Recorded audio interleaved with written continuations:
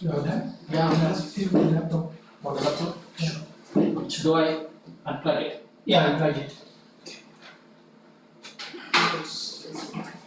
Thank you so much, sir. Alright, I have to send the message to you. How long did it take you to set up everything? Just which one? How long did it take you to set up the entire thing? To set up the entire thing? No, that they can see. Yeah. Oh, no, I use what's this OBS. Okay. Then I open the YouTube account. Oh, You just link OBS and YouTube. okay. Then you display what is on the desktop. Okay, yes.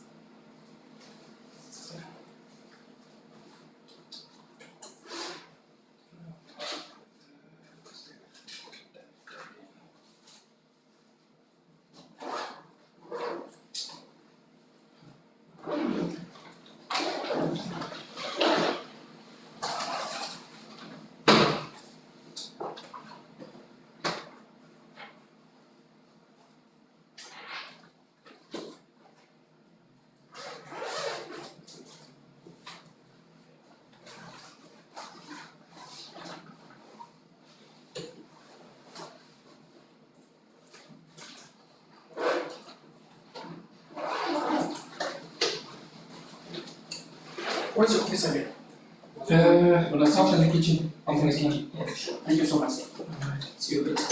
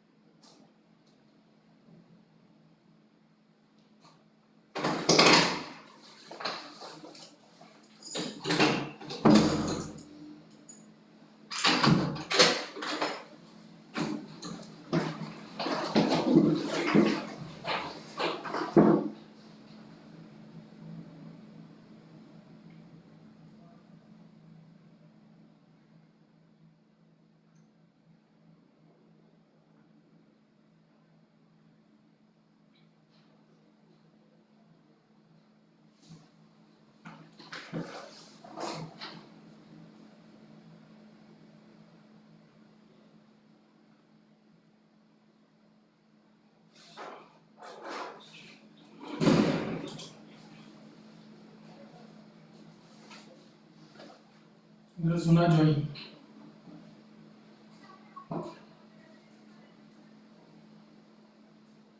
Laptop. Okay, I'm join.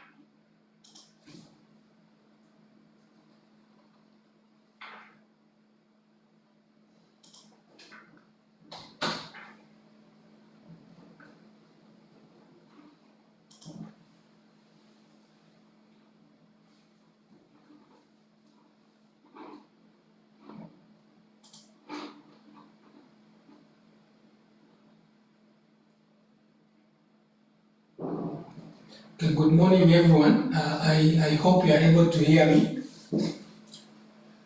Please just type if everyone is able to hear me so that we can proceed. Just type yes, we are able to hear you.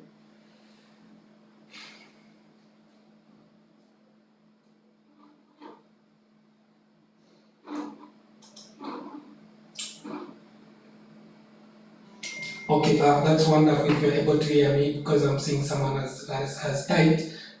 We just started, I'm waiting for at least a lot of you to join. Then we can start, we can go as far as 11 hours for this class. So once at least a big number joins, then we can start. The first thing I would wish to inform you is that don't have that wrong attitude towards differentiation or in general calculus. Calculus is a very simple topic that we are going to do, and as you are able to see from the notes that I sent you, I've made sure that the notes are simplified in such a way that you can read and understand. And once I explain to you today those concepts that you've seen in the notes, you'll be able to then write anything in whichever way the question has been phrased, you'll be able to answer it. I've also put a lot of examples in the lecture notes. So when we are done with this part of basic, which we are calling basic differentiation, we are also going to look at integration and then with some applications of differentiation and integration, then we'll call it the end. I think by next week, or the other week, we'll be done with this topic. Then as we'll be learning, we'll inform the tutors so that they can be also attending to you in terms of tutorials concerning those tutorial sheets. And some of the questions as well, we'll be solving them during the lectures, those which are in the tutorial sheet. Okay, and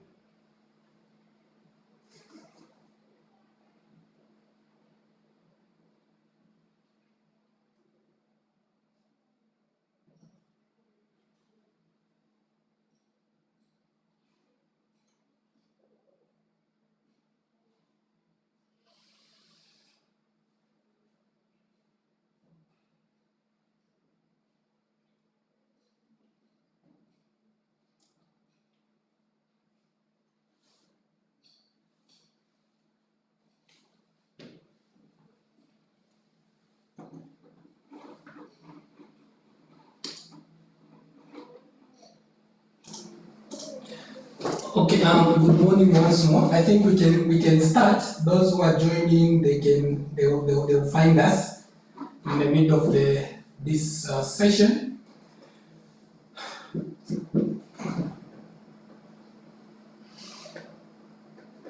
Okay, so let's start.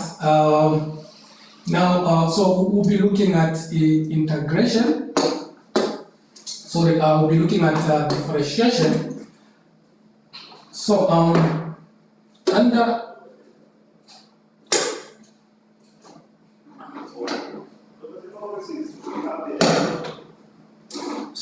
differentiation, we will look at some basic properties of differentiation and methods on how we can do the differentiation.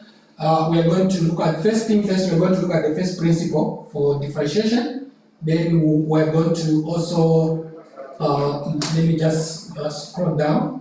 So these are the things that we're going to look at. We're going to look at differentiation from the first principle. Then we are going to also look at the basic differentiation rules. Then we are going to look at differentiation of implicit functions. Then we also look at differentiation of logarithmic and exponential functions. Then we are also going to look at what we call successive differentiation.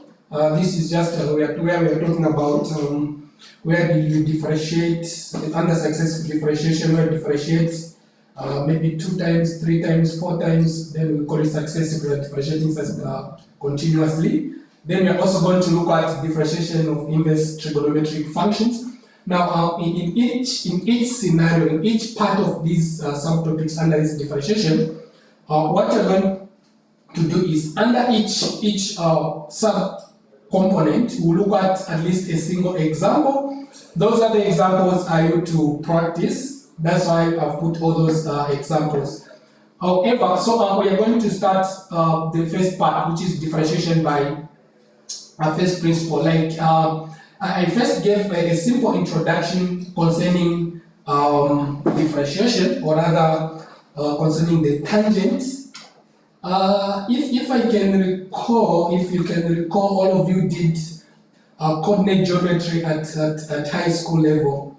So during that time, you learned about the tangent of a line, of a straight line, or the tangent to the curve.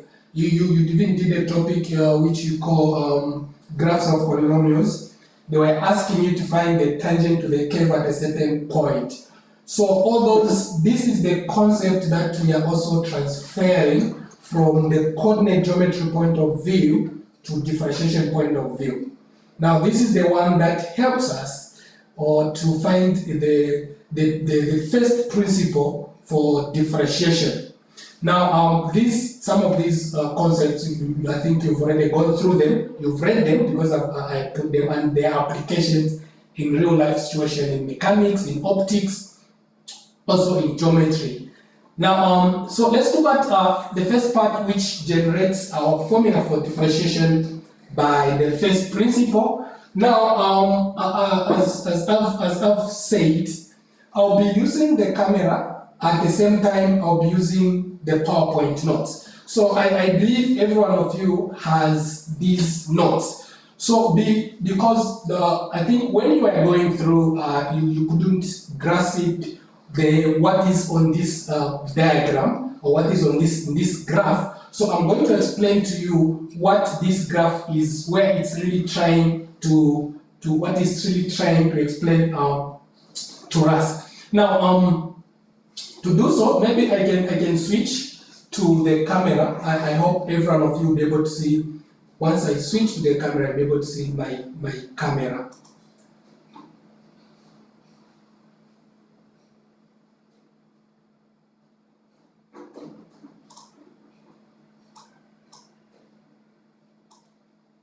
Okay, I hope every one of you is able to see the board, the whiteboard.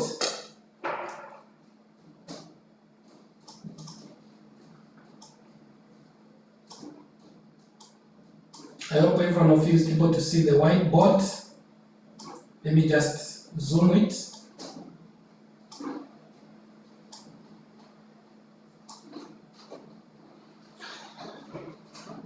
Okay, I can start. Now, let me just switch off that. Okay, so please, if you are unable to see, you can just text in the group for WhatsApp. Because I've switched off. Let me just see. Okay, now let's look at differentiation by first principle. This is what you are first going to look at. From which now we want to how this formula that they use for differentiation by the first principle came about. Now let's look at this is the topic is differentiation. Okay, so it's differentiation. Now let's look at this curve, which is talking about a curve. Now, if we have this curve, which comes like that, and then it goes up, so we can call this curve y, which is equal to f of x. We are just taking it to be an arbitrary curve. Now, from this curve, now let's sketch a secant line.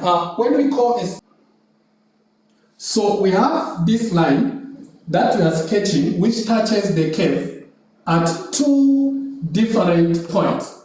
Now, let's give this point here, the point here, to be x naught, and the next point where the curve touches this other point, and let's call this same point where the first point at which this blue line, the straight line, touches the curve, we give it a name to be point P. Now, I can assure you, let me try to use maybe numbers. If this point, for example, if this point is 2, and also this point is, let's give it maybe let's say 7. So this point is point 2, and the next point is 7. Now let's go.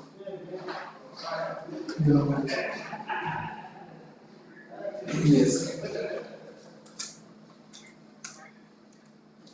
No, I'm going there this weekend. Okay, yeah. So now, let's use the general form. Let's look at it from the simplified perspective. Before I use letters because some of you never did algebra. So if this point is this is the x ordinate, and then we have the x axis. This is the y axis. So now the issue is, if this point, the x ordinate is 2, what will be the y ordinate here? What will be the y ordinate here? So we are going to say this is 2, a y. Now, if this point has been given as point P, then we are going to have 2, now the y ordinate, you are going to get it by substituting this point 2 into the given equation f of x. So you are going to have f of 2. That will give you this point P. Again, if this point is 7, then we have maybe here we have Q, we give it Q, we give that point to be Q, then it means the y-ordinate somewhere there, somewhere here, it will be 7, sorry. So this is point Q, we're giving it point Q, so the y-ordinate then it will be 7, comma, f of 7. This is what is going to happen. Now, the issue is, what is the length from 2 to 7? So what is the distance? Remember, this is the origin, which is 0. The distance from the origin to where 7 is 7 centimeters. Or if we use centimeters, or if we use units, let's use units, it's 7 units. Okay, so from this point up to this point, it's 7 units. But again, from this point up to this point, it's 2 units. Then if from the origin up to where 2 is 2 units, from the origin up to where 7 is 7 units, then what is the number of units from 2 up to where 7 is? So the distance here is 5. So that you have 2 plus 5, it gives us 7. Now, instead of us using numbers, because if we use numbers, then we are restricting ourselves. So we don't want to restrict ourselves. We need to have a situation where we can use it for any type of a function or for any given point. So to do so, what you're going to do then is this. Now, this is what you're going to do. So basically, what you're going to say is, if instead of putting a 2 here, we are going to say, let this be what? X naught. And instead of having a 5 here, we are going to, the length from this point, x naught, to this other point, let's put to be h. That means we have replaced that 5 with h.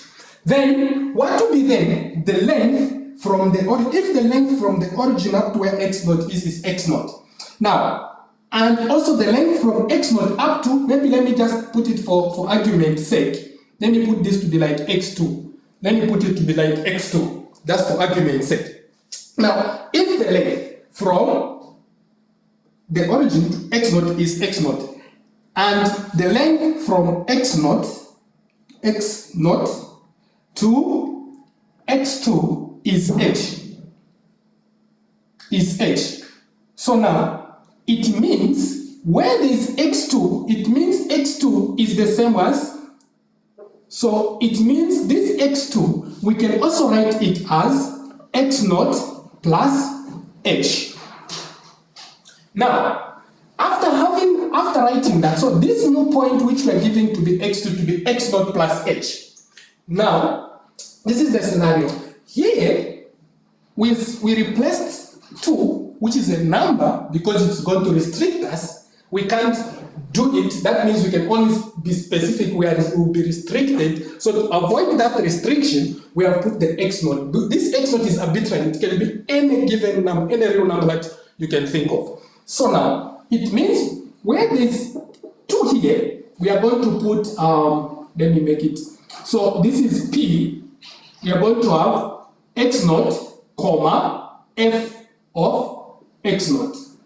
And where there is Q, this point Q then will become, the coordinate of this point Q will be x naught plus h, comma, f of x naught plus h. So this is how these points came about. Now, this is what you are saying is this. Now, it means the y-ordinate here along this y-axis. So what we have here is f of x naught, so that it will be x naught, comma, f of x naught.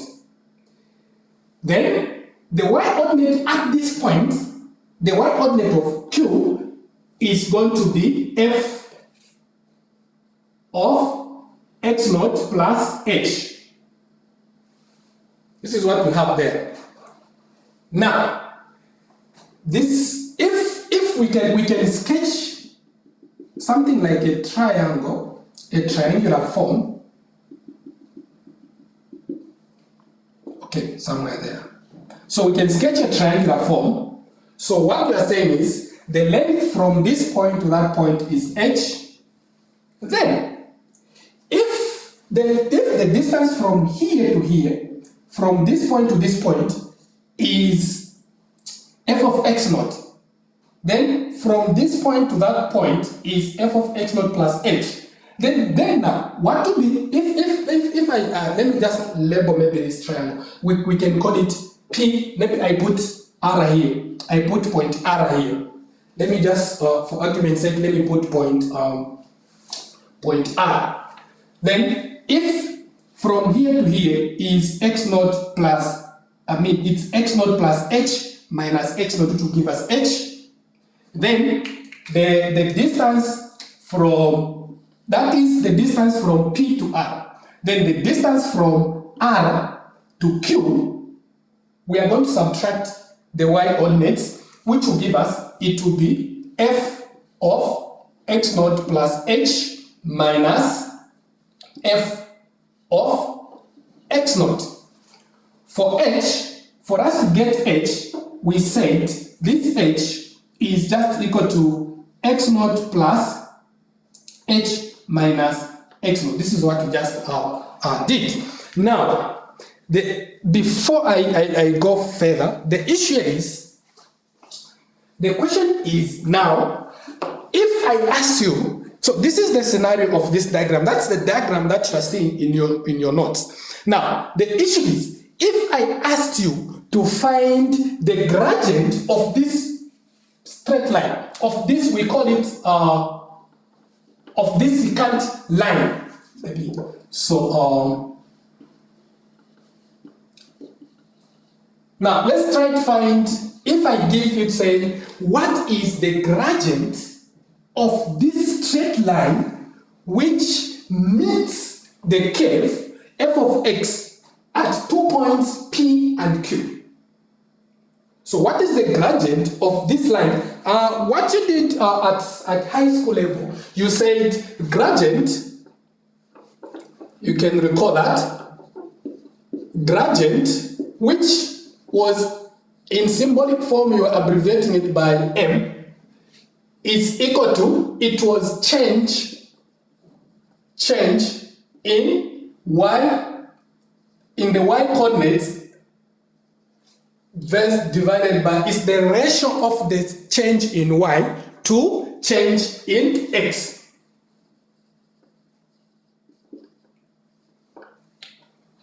Which, so it's the ratio of the change in y with respect to change in x. This is what you used to do.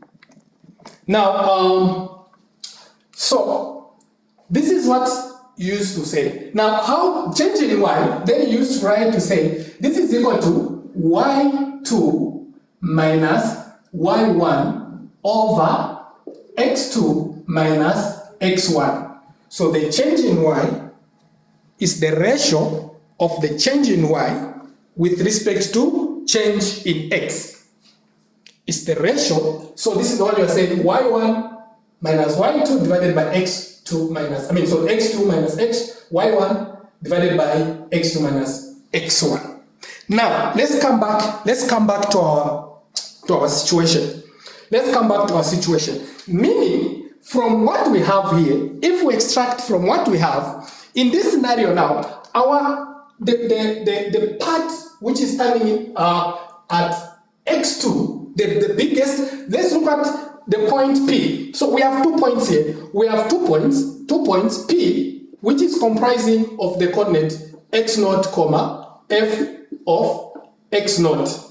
And we also have the point Q, which comprises of the points, of the coordinates, x naught plus h, comma, f of x naught plus h. Now, if we now apply this scenario into this formula, this is what you're going to have. So what you're going to have is that the gradient m of this function, of this straight line, which touches or which intersects the curve at 2 points, is equal to, so now, in this scenario now, f of x naught plus h becomes our x2, our y2. So we are going to have f of x naught plus h minus f of x naught divided by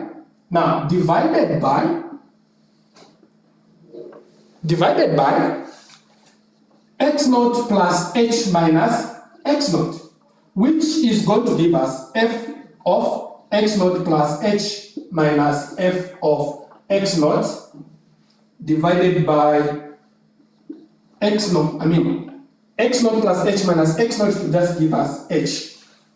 So this is the gradient, this is the general gradient of a line that meets a given curve at 2 different points. So that is the gradient of the line that passes through the curve at 2 different points. Now, let's look at this. One thing that you should remember is this. There is a difference between the secant line and a tangent to the curve. So I'm not going to wrap this part. I'll be wrapping this part for when I start explaining. Now the question is, so this line is, this formula is giving us the gradient of this secant line that meets this this curve at 2 points.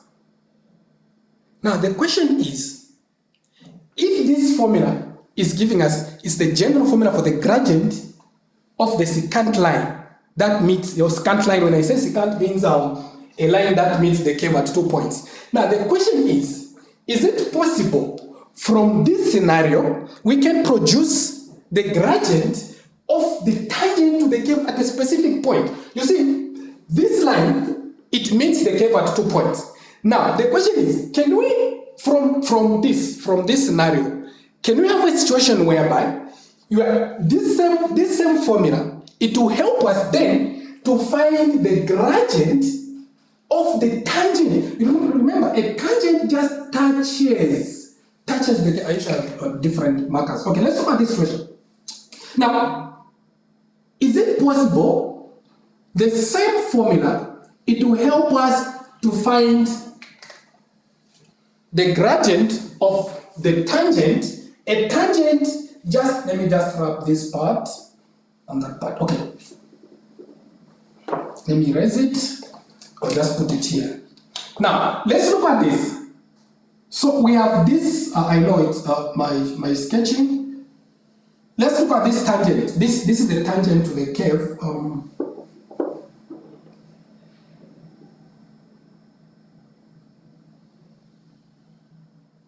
Okay. So that is our curve.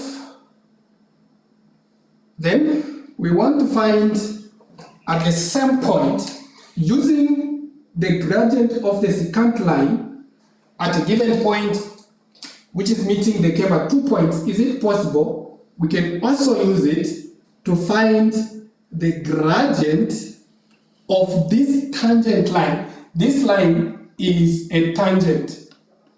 It's a tangent line. This is a tangent line. The first one was a secant line. So this one is a tangent line. Now, the issue is, if we're able to find the gradient of the secant line, that means the curve at 2 different points. Now, is it possible we can also use this same scenario to find the gradient of the tangent to the curve at a specific point. A tangent, remember by definition, a tangent meets the curve at a singular point,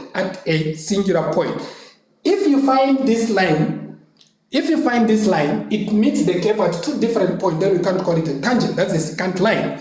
Now, if it meets the curve at a singular point, then we call it the tangent line. Now, how can we find the gradient of this tangent line to the curve? So, if we are able to find the gradient of this tangent line to the curve, then what we have done, we have found the gradient of this curve at that specific point. The gradient of the tangent to a curve is equal to the gradient of the curve at that specific point. Now here, let's concentrate on the point P. What is the gradient of this tangent to the curve at P? Now, if you check at P, this point P, the only coordinate that we have is x0, comma f of x0. What is happening is the h is disappearing or is vanishing. At this point, we don't have h. So what I'm trying to say is, you've done limits. So now, this formula, it's giving us the gradient of the secant line to the curve. Now, to find the gradient of the tangent to the curve, to find the gradient of this tangent line to this curve at a specific point P, we need to take the limit as h approaches 0. You've done limits. So from this scenario, if we take limits both sides, once we take, let's give it to be empty, where we are saying the gradient of the tangent to the curve. Or the first one was M or S, I will put it like S from the word secant line. MS, this is the gradient of the secant line to the curve, which we had found as being f of x0 plus h minus f of x0 over h. Now, from this, if we take limits, then we are talking of the gradient of the tangent to the curve. So if you take limits, you did limits with Mr. Moyo. So if you are going to take limits, the limit as h approaches 0 of the gradient of the secant line to the curve, then what you're going to get is the gradient of the tangent to this curve. So the first formula was the gradient of the secant line to the curve. Now, if we take the limit of the gradient of the secant line to the curve, then what we are going to find is the gradient of the tangent line to the curve.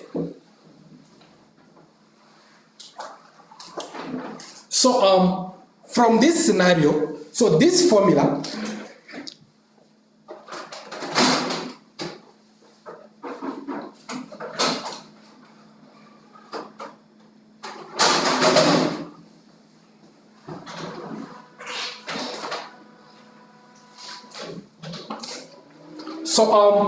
So from this formula now, so what we have is, this is the one that we call, I'm now going to wrap this part because I've already used it. So what we have is the gradient of the tangent to the curve is equal to limit as h approaches 0 of f of x plus h minus x0 minus f of x0 divided by h. So this is the gradient of the tangent to the curve. So in so doing, now from this formula, this is where now they generated, this is where now the generation of the differentiation by the first principle came from. So if you take limits, both sides, remember, for me to find MT, for us to find MT, what we did is, where there is MT here, which I'm calling the gradient of the tangent to the curve, there was MS, okay? So we took limits as h approaches 0, both sides of the equation, and it produced the MT, which is the gradient of the tangent to the curve. So this same formula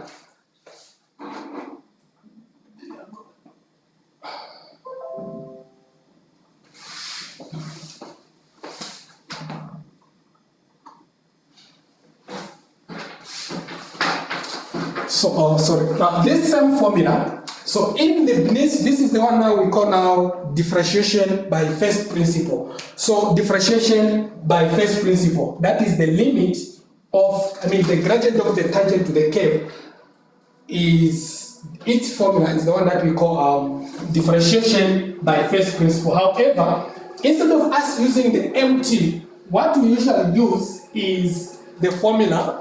In Leibniz form, we call it, let me have this part.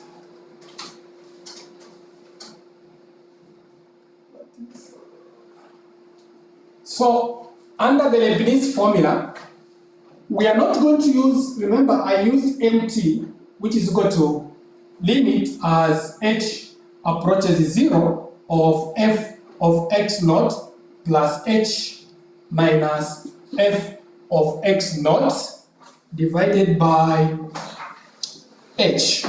Now, when we use the Leibniz formula, under this formula, we are not going to be putting this MT, we are going to be pushing the dy over dx. So this is the formula that we'll be using. So this is the derivative of the function y, which was f of x, with respect to x, is equal to the limit as h approaches 0 of f of x naught plus h minus f of x naught divided by h. So this is the formula that we'll be using to find the derivative of any given function at a specific point. Now, if you want to use the notation, which was also used by Newton, under this notation was frequently used by Newton. You know the famous physicist Newton. So what Newton used, instead of using dy dx, he used what we call a prime. So instead of using dy dx, the same dy dx, you can also use symbols like y prime, or in function form, you use f, you put like a prime there of x, which is equal to limit as h approaches 0 of f of x naught plus h minus f of x naught divided by h. So you can either use the one on top or the one which is down. It means the same thing. Now, there are also a lot of symbols that are being used concerning the same differentiation of a given function. But for now, these two are the ones that you'll be using. Others, I've put them in your lecture notes. So those who have gone through, I think you've seen them. Now, this formula that you've seen here, we call it the differential coefficient. This same formula, we call it the differential coefficient, or the derivative of a given function. So it's called the differential coefficient or the derivative of a given function. Now, the process that you use, when that process that you use to find the derivative of a given function, so that process is the one that we call differentiation. So differentiation is the process.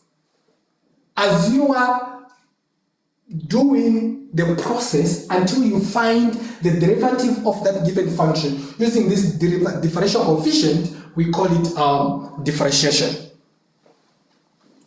So that's the one we call differentiation. Okay, let's look at some examples. So I'm going to cut myself from this. Then we are going to see. So I'm going to cut the camera so that we use the windows.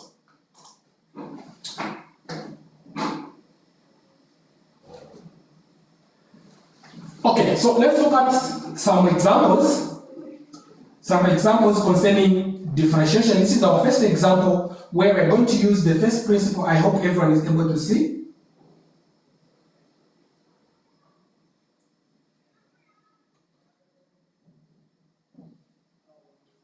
Someone is asking what is the difference in finding the gradient of a chord and of 2 points. No, there is no gradient of 2 points. There is only gradient of a chord, a secant line. You know, a chord is a straight line, isn't it? Any straight line we call it a chord because it has points, so we call it a chord.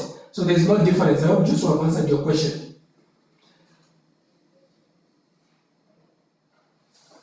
Okay.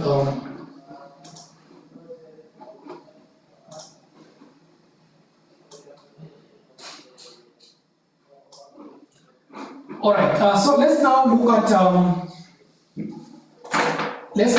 at some examples that involves differentiation by first principle. So the first example is stating, I guess I've not skipped it. Okay. So the first example is saying differentiate the function below with respect to x using the first principle. This is the first example that we have. I would prefer to use the board because I need to explain than if I just read through. I hope everyone is able to see the screen of the board. That would be much better. Okay. So let me use the board to explain this first example. Because after this is the only example that I'm going to explain to you.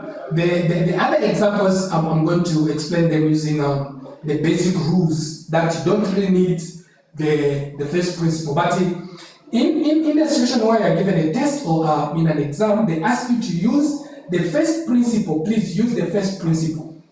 I know even if you use the basic rules that you're going to learn of finding the derivative of a given function, even if your answer is correct, that means you're not following the rules that will be given. They are saying using the first principle. So you're supposed to use the first principle to find the derivative of that function. If we say find the derivative or differentiate this function, we don't specify anything.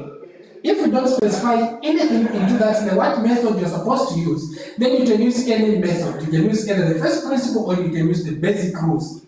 No one will terminate your answer. But if we say use the first principle in that question, then you should use the first principle. Okay, I'm switching to the camera. So I'll switch to the camera because I need to explain this example. So the example says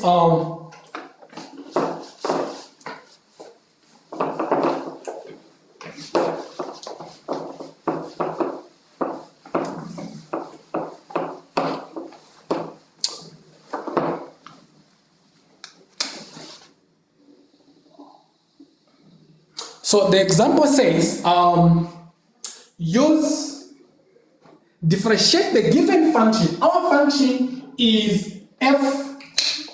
Our function is f of x, which is equal to x divided by x minus 1. Now we're using the first principle. So let's look at the solution to this function that they're asking us to find its derivative. So the first thing that you're supposed to do is, what formula really are we going to use? So we are going to use the formula, the derivative. So they're asking us to find the derivative of the function f, or you can use dy dx, which is just one and the same thing, or you can. So I'm using the the notation which Newton frequently used, which is equal to limit as h approaches 0 of f of x naught plus h minus f of x naught, everything divided by h. Now, there's something that I did not mention when I generated this formula. Now, remember that x naught that I used, that this x naught, if you go back to the graph, the x naught was arbitrarily chosen. That x naught represents the value of x. The x naught plus h also represents the value of x. So why we didn't use a specific value there, as the way when I started I used the 2 and the 7, but you can also use a 2 and a 10. You can also use a -2 and a -100. So because this x naught was arbitrarily chosen, arbitrarily means any value, it means instead of us using the x naught here, you can just use x. It will not, without loss of generality, you don't need to lose the generality of the formula, or rather the generality of solving. Okay, so we can just use x plus h minus f of x. It's just one and the same thing. Now, this is the formula that you're going to use to find the derivative of the function given f of x, which is equal to x plus x divided by x minus 1. Now, the first step that you're supposed to take is this. The first thing is you are saying, if you are able to see from this, note that our function f of x is equal to what? X divided by x minus 1. Then this means our f of x plus h. What is happening here is this. Where there is x in f of x, wherever there is x in f of x, we put what? We are going to put x plus h. So here, where there is x here, where there is x in the numerator, wherever there is x in the numerator, we are going to substitute it with x plus h. So here we are going to substitute it with x plus h divided by, where there is also x in the numerator, we substitute x plus h, then minus 1. So we all know that our function f of x is equal to x divided by x minus 1. Now, if this is our function, then our f of x plus h will be equal to x plus h divided by x plus h minus 1.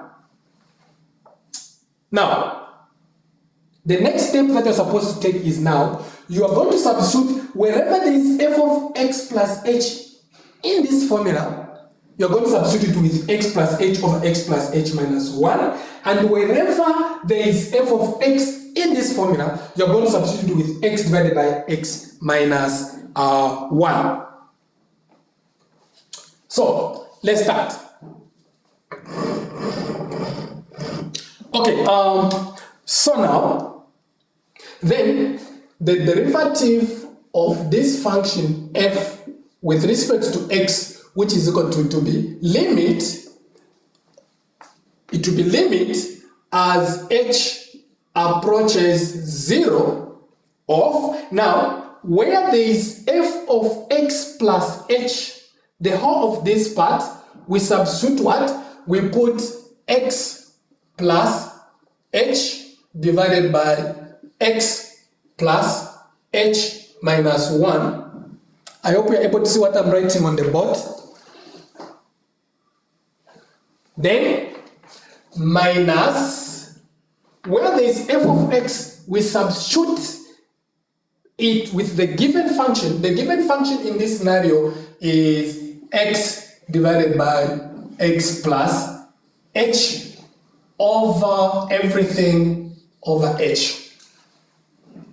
Now, from this now, we now start, remember, if we go back to algebra, we now start simplifying this algebraic expression. We simplify it, we bring it down to its simplest form. So we make sure that it is simplified.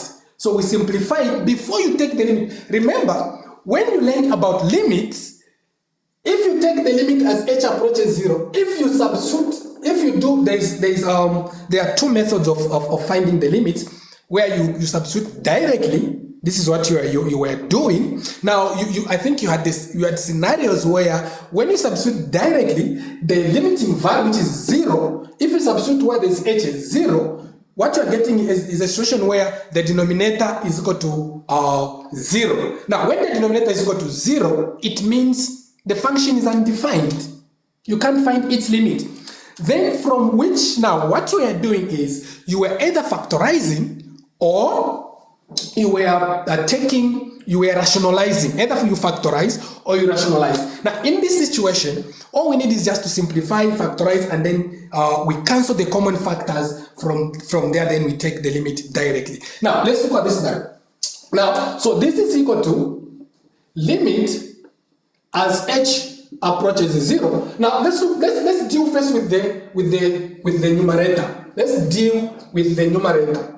Sorry, I'm changing markers. Let's first deal with the situation in the numerator.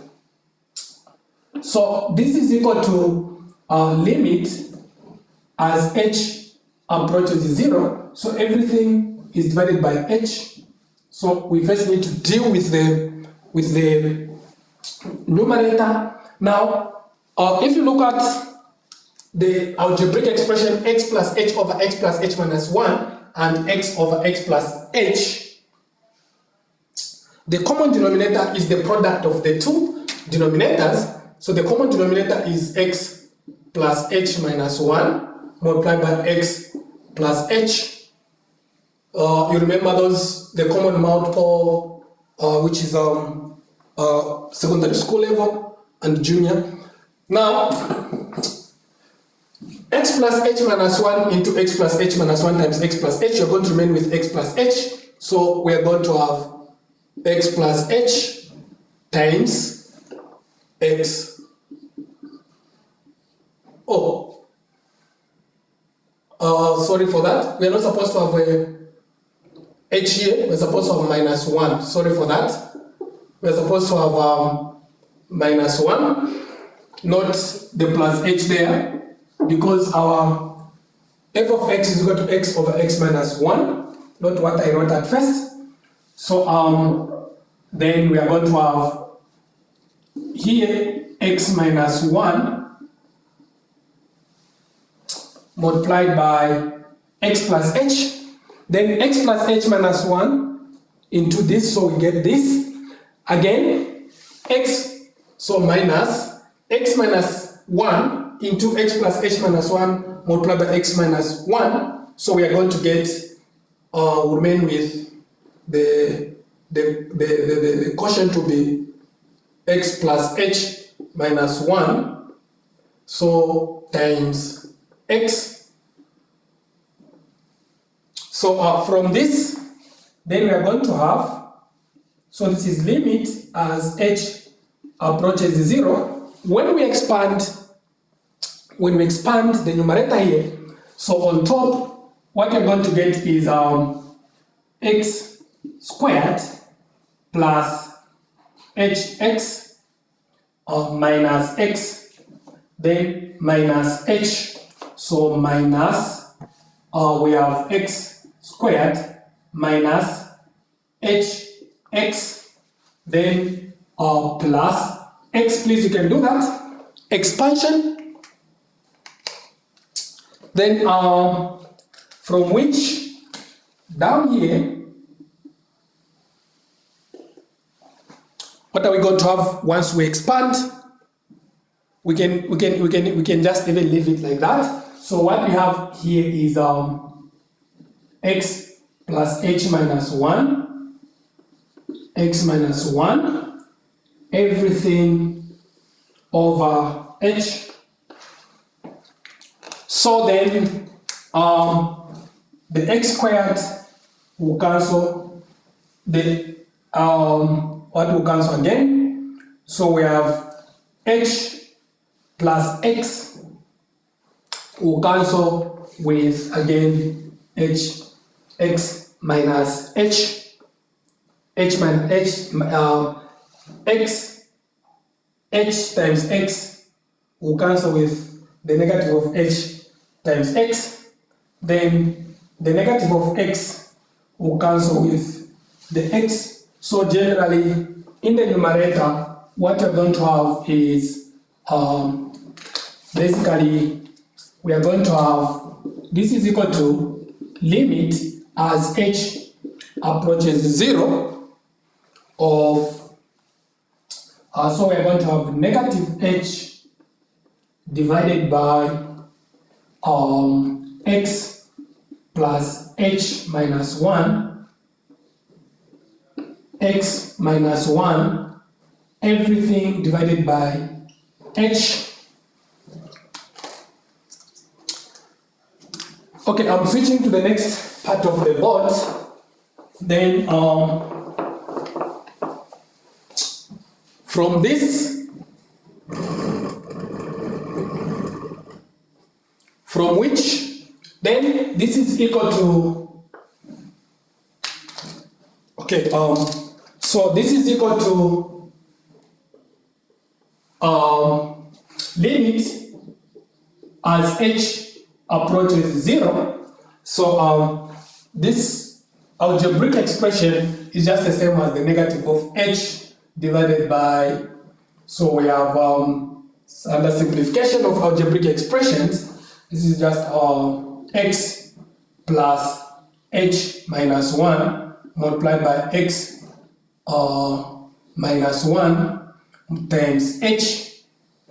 This is what we have. So this algebraic expression simplified can give you as that. So then this is equal to limit as h approaches 0 of the negative. Now you see the h and h will cancel, we have a 1 there, so we have a negative of 1 divided by x plus h minus 1 multiplied by x minus 1. Then from this, now the issue is, let's now go back to limits. If we substitute the limit directly, will it going to make our denominator equal to 0? No. In this case now, our denominator is non-zero. Even if we substitute this limiting value wherever there is h, substitute it where there is h. Then from this scenario now, then this is equal to negative 1 divided by x plus 0 minus 1 x minus 1. This is what you're going to write. So the limit as h approaches 0 is out. Reason being because we have substituted where this h is 0, so that will automatically vanish. So then this is going to give us negative 1 divided by x minus 1 x minus 1. So x minus 1 times x minus 1, you are going to get negative 1, everything divided by x minus 1 squared. Then we are done with the, so what we are saying now, the derivative of the function f of x with respect to x is negative 1 divided by the square of x minus 1. So make sure that you remind me as we do the quotient rule for differentiation. I'm going to use the same example. You can also use the quotient rule to arrive at this same results. You can also use the quotient rule to arrive at the same results. Now, maybe if you have questions, you can ask me questions. Or if you don't have, then we can proceed to the next part. So there is also another example. There is also another example which involves the same, of which I've not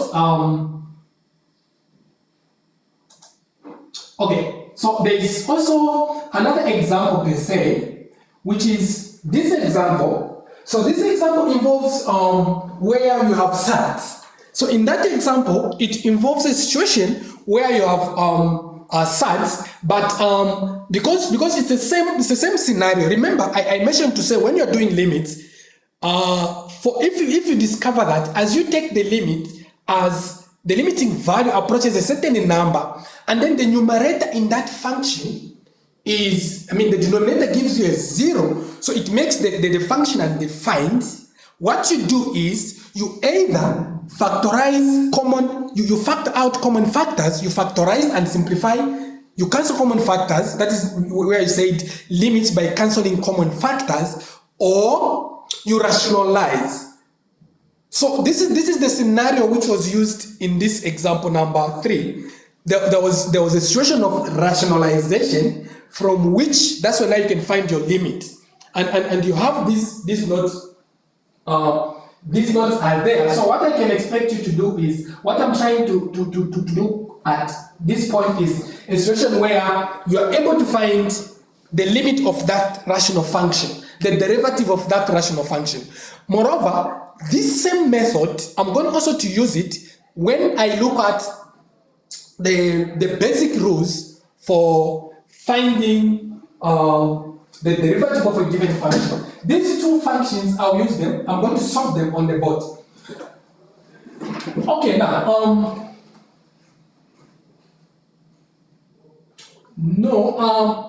we are differentiating. I think there's someone who was asking Lima saying we are differentiating with respect to 0. No, we are not differentiating with respect to 0.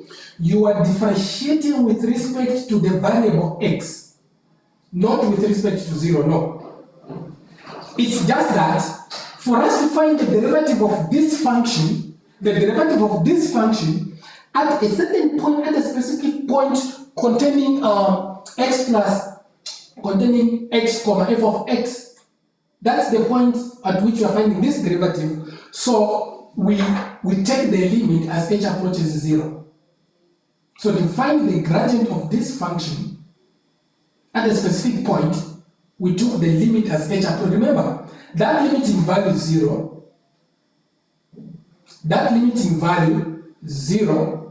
is not the limiting value for x, it's the h value. As the h value approaches 0, as the h value vanishes, it's not the x value, it's the h. The difference between the x coordinates. Okay guys, we have this differentiability which implies continuity. So if f has a derivative at x equal to c, then f is continuous at x equal to c. So what you are saying is, you remember you did continuous functions with Mr. Moyo. After limits, I think after limits you did continuous functions with Mr. Moyo. So basically, when provided a function, you are able to find the derivative of this given function at the point C. If you're able to find the derivative of this function at the point C, then that given function is continuous at that point C. That's what this theorem is trying to tell us. For the proof, it's left as an exercise. You can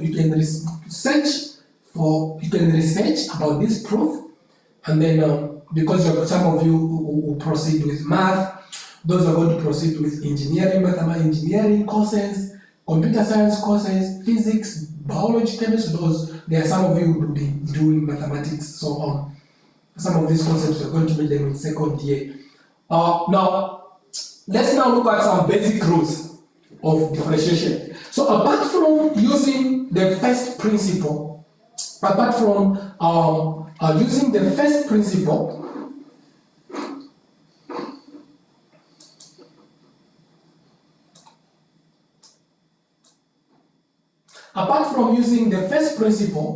there are also other differentiation basic that we call basic differentiation rules that you can use. So you don't have to say, I've been given this question in the test or whichever question that is in the tutorial sheet, and then have to use the first principle. No.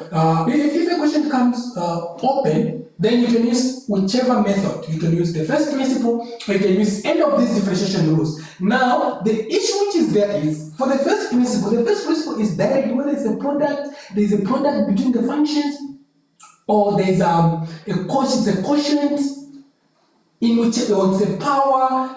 The first principle, you can use it directly. You can just pull through it comes out. Just that it's a bit involving, because you have to be careful as you are simplifying.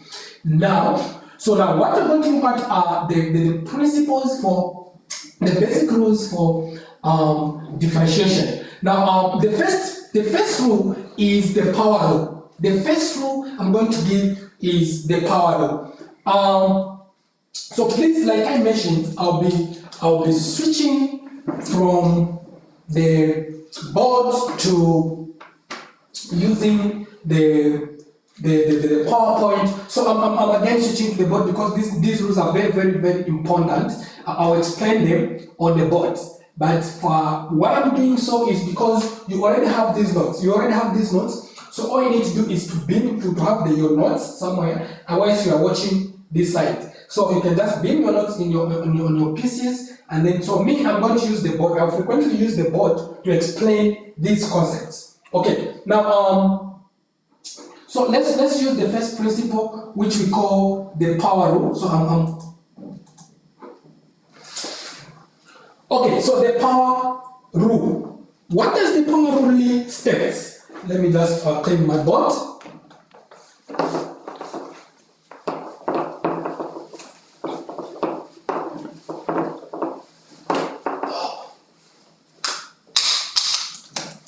So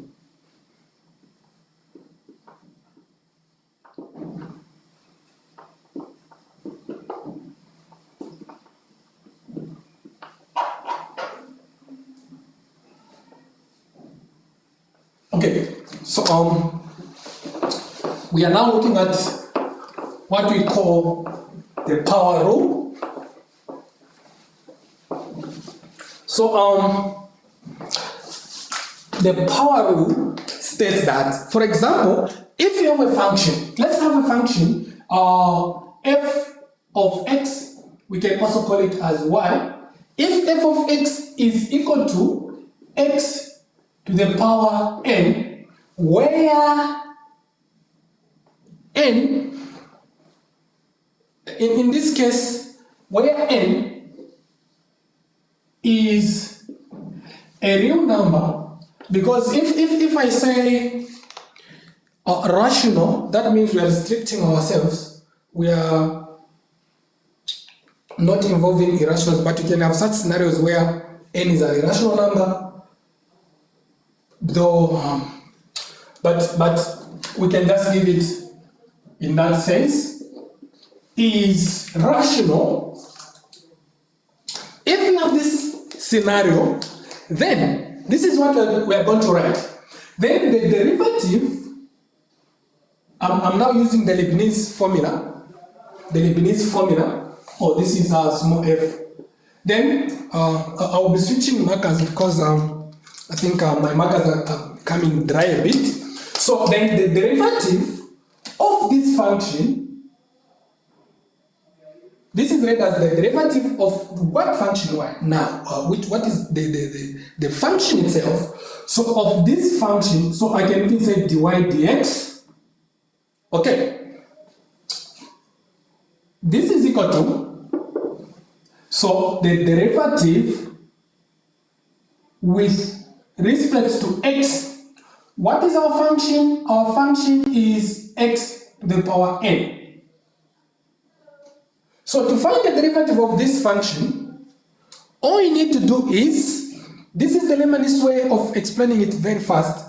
You drop the power, the power becomes a multiple, a scalar multiple of the given function. So it becomes a multiple of x.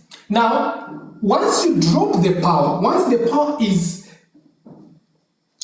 has been made to be a multiple of the given function. Now, up there, then you reduce the power by 1. You subtract a 1 from the power.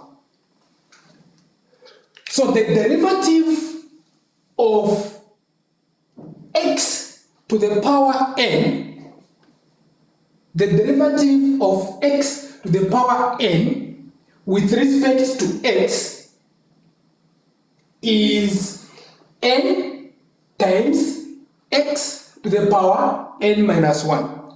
So you, in layman's language of explaining it, could say you drop the power becomes this scalar multiple of the function whose power is reduced by 1.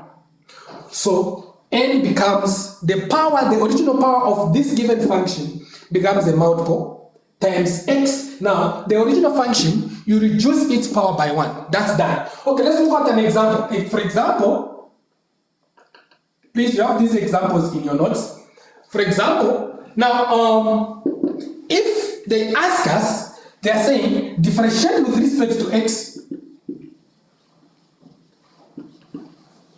Differentiate with respect to r dot w dot r dot t means with respect to x, the given function, the functions below. The first function is x to the power 3. The second function is the square root of x.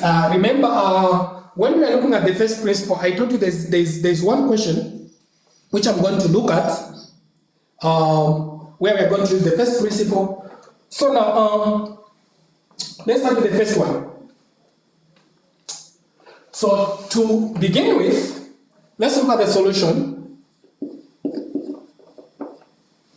Our function is, so we have f of x there, okay. Our first function is 1.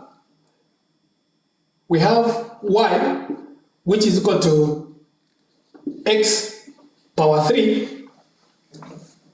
Then the derivative with respect to x of y, which is just the same as y. So dy dx, which is the derivative with respect to x of x power 3. So this will give us, so this is going to give us, we drop the power, which is 3, the power of x power 3 is 3. Then we multiply it by x to the power 3 minus 1, which is going to give us 3 multiplied by x power 3 minus 1 to give us 2. Then you are done. So what you have done, you have found the derivative of this function at the derivative of the function x to the power 3. Then the second one, I'm going to use the other part of the board so I will just wrap. The second part that we're going to use, we are still using the first basic rule, which we call the power rule. So the second one is part 2, which is the derivative. So we have y, which is equal to the square root of x. Now, the square root of x, this is the same as x to the power 1 over 2. Isn't it? This is the situation about SADs. Now, this means the derivative with respect to x of the function y, which is just about the derivative with respect to x of x to the power 1 over 2, this is equal to the power of x to the power 1 over 2 is half, then multiplied by x to the power half over 2 minus 1. This is what we're going to do. Next, this is equal to half x to the power negative 1 over 2. Now, you recall you did SATs, you did indices at high school level where they say convert this to positive indices. When the power is negative, you can convert it to a positive. So this is the same as 1 over 2 times multiplied by 1 over x to the power negative half is the same as 1 divided by x to the power 1 over 2. Okay, this is x to the power 1 over 2, so which will give us 1 divided by, so 1 divided by 2 multiplied by square root of x. So if you look at this answer and the answer that was given in that example using the first principle, the two answers are the same. With this, so the two answers are the same. So the answer that you have found using the first principle and using the differentiation rules is the same. Now, I'm not done with the power rule. Suppose then now we have a situation where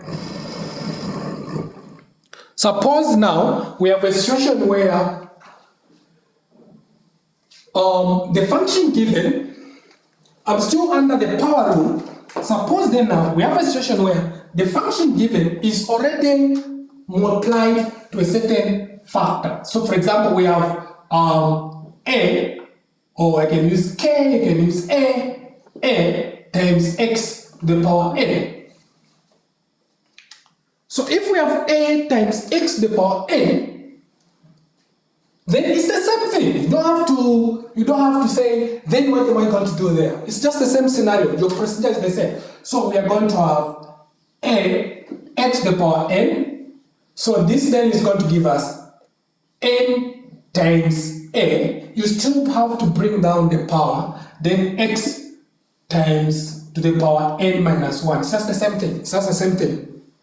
So there's nothing like, because you have been given this, so what should I do? So you just multiply the power to the constant a. A, remember, a is the constant. A is also part of the rational numbers. Now, the problem is a can be, we can just say it's a real number. So a can be a real number, whichever kind of real number. It can be a side, it can be whichever kind of a real number. Sometimes it can be a complex number, but we're not, because we're not doing complex numbers, so you can take it as a complex number. Now, so an example, just a short example. If, for example, we have a situation whereby we have, if you have a function f of x, which is equal to maybe 3 times x to the power, maybe we can say, let's just say 4, let me just put 5. If we have this kind of a function which is on the ground, then they are asking us to find the derivative of this function with respect to x, then what we can do is that we are going to say, remember, f prime of x, which is the derivative of, remember, we can either use this or we can use the Leibniz method, the derivative with respect to x of the function f of x, which is just the same, or rather we could say f prime of x, which is just the same as the derivative with respect to x of this function f of x. Now our function is the derivative with respect to x of 3x power 5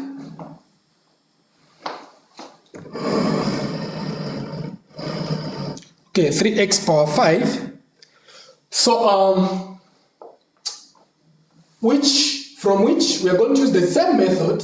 So it will be 5 times 3 x power 5 minus 1, which will give us 15 x power 4.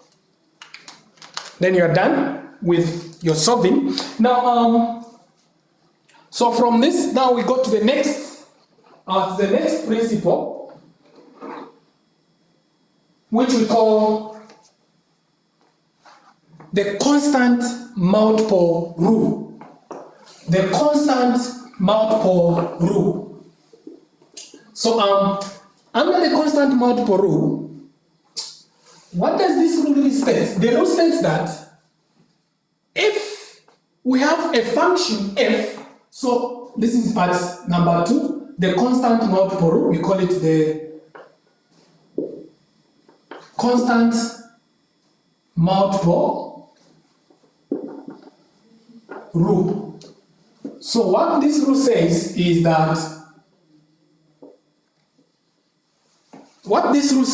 that if we have a function, the function is if we have a function f of x which is differentiable, and remember this function is differentiable, we are able to find its derivative, and we also have another a constant c which we can just put to be a constant of real numbers.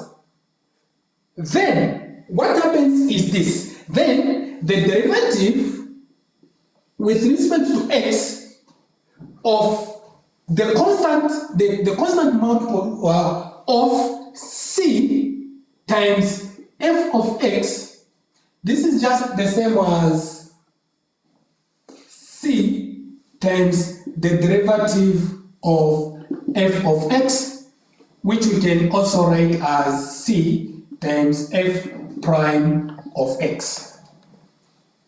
So what this theorem says is that, what this rule says is that if you have a function which is different, that you can differentiate, and this function, if you're able to multiply this function by a constant, to multiply a constant to this function, then the function, the new function that you have found, which is c times f of x, is also what? Differentiable.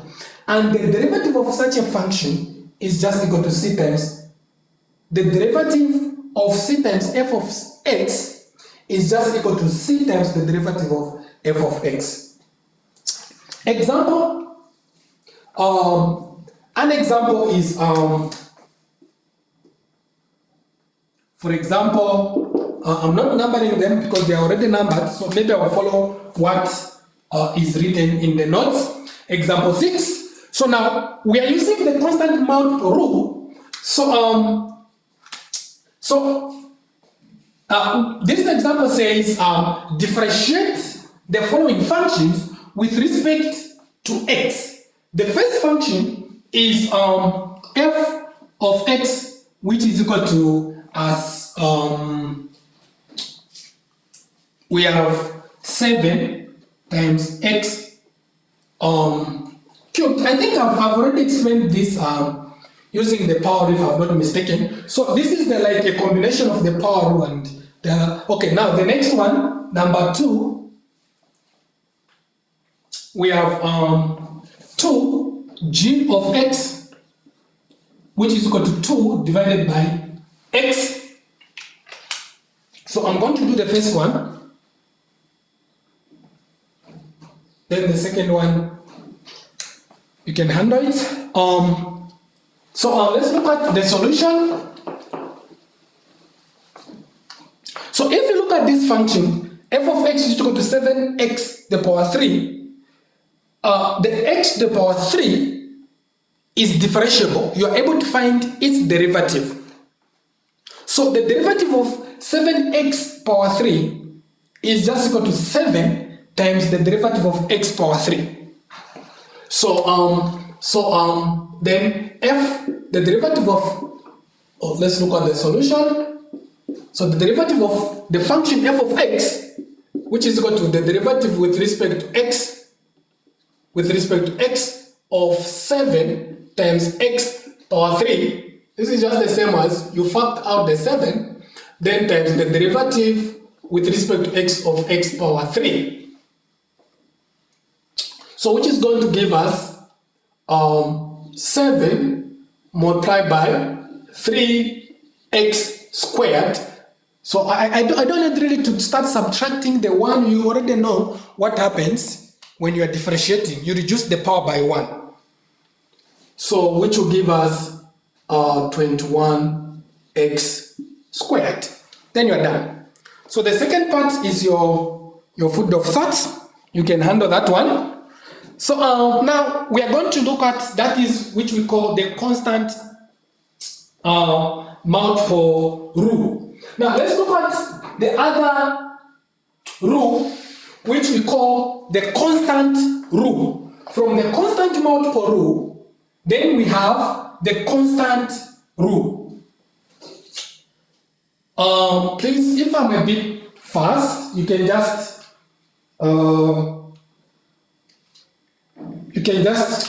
text on because I'm using YouTube. Most of you don't have YouTube account, so we can't hear what you're saying.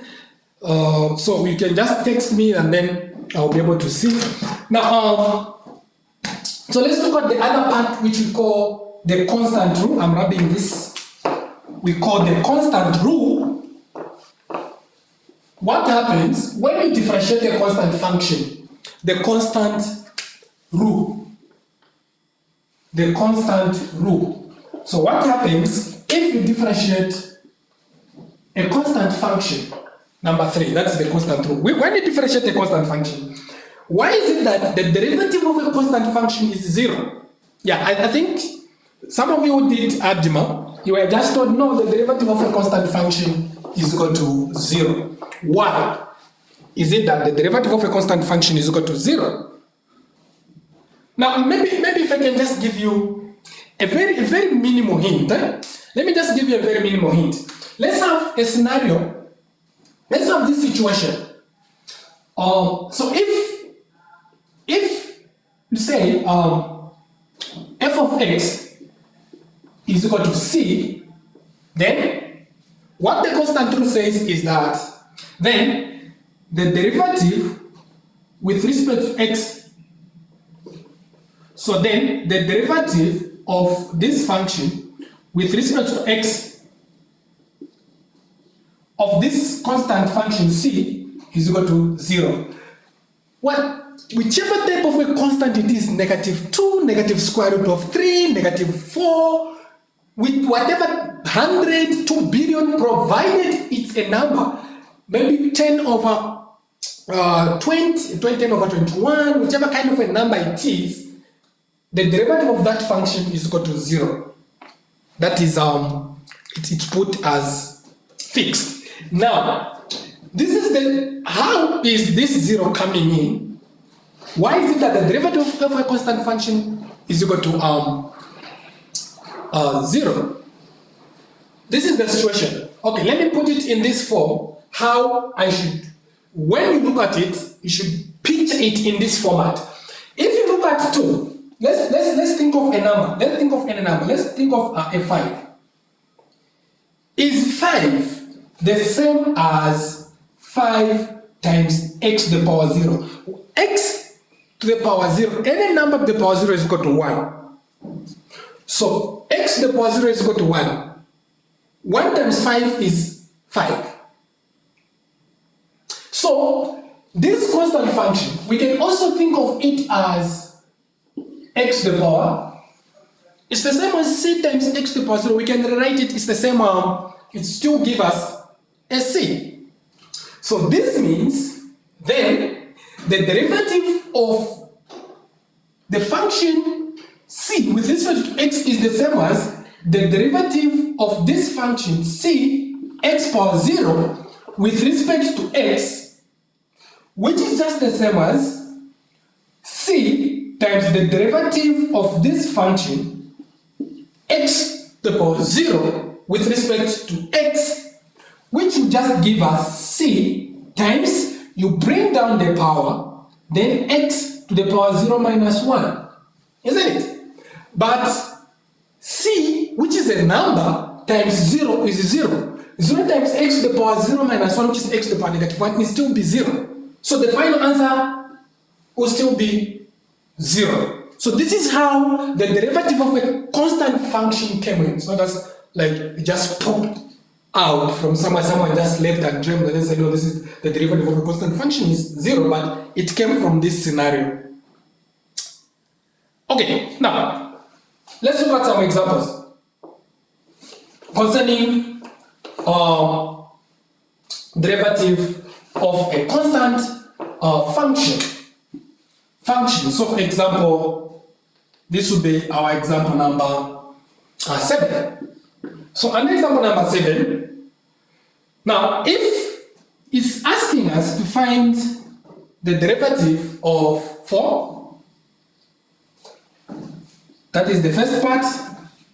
The second part, they're asking us to find the derivative of -4. And then they're also asking us to find number 3, the derivative. Maybe I'll put it as h of x, which is equal to -2,000 over 1,144. Either way,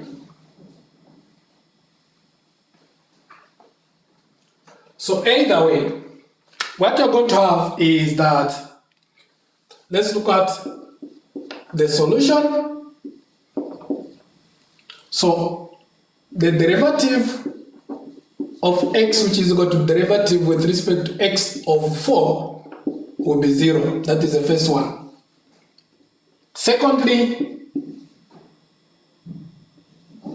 g of x, the derivative with respect to x of -4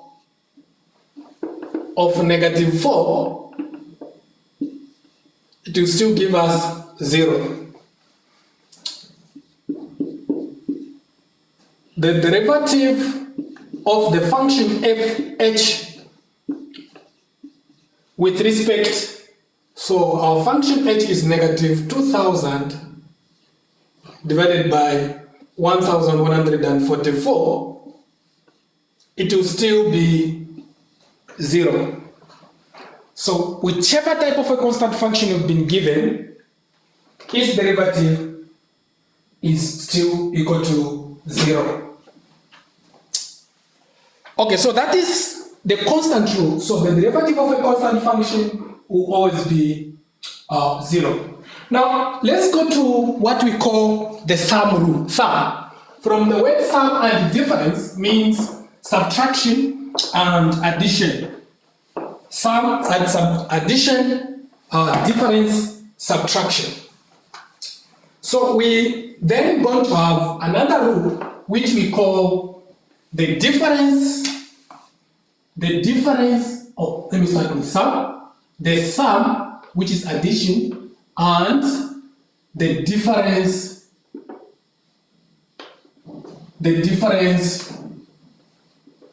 rules have combined them. So what this rule states is that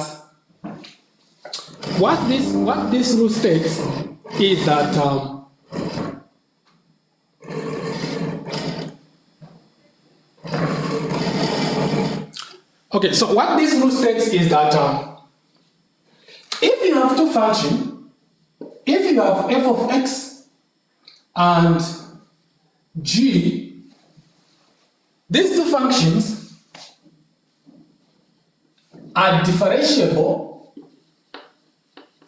If these two functions are differentiable, you are able to find each of those two functions, you are able to find the derivative of those two functions, then f plus g is also differentiable, and f minus g is also differentiable. So the sum and the product will also be differentiable.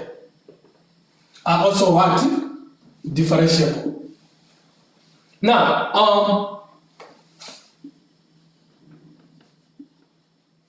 so these two functions will also be differentiable, and the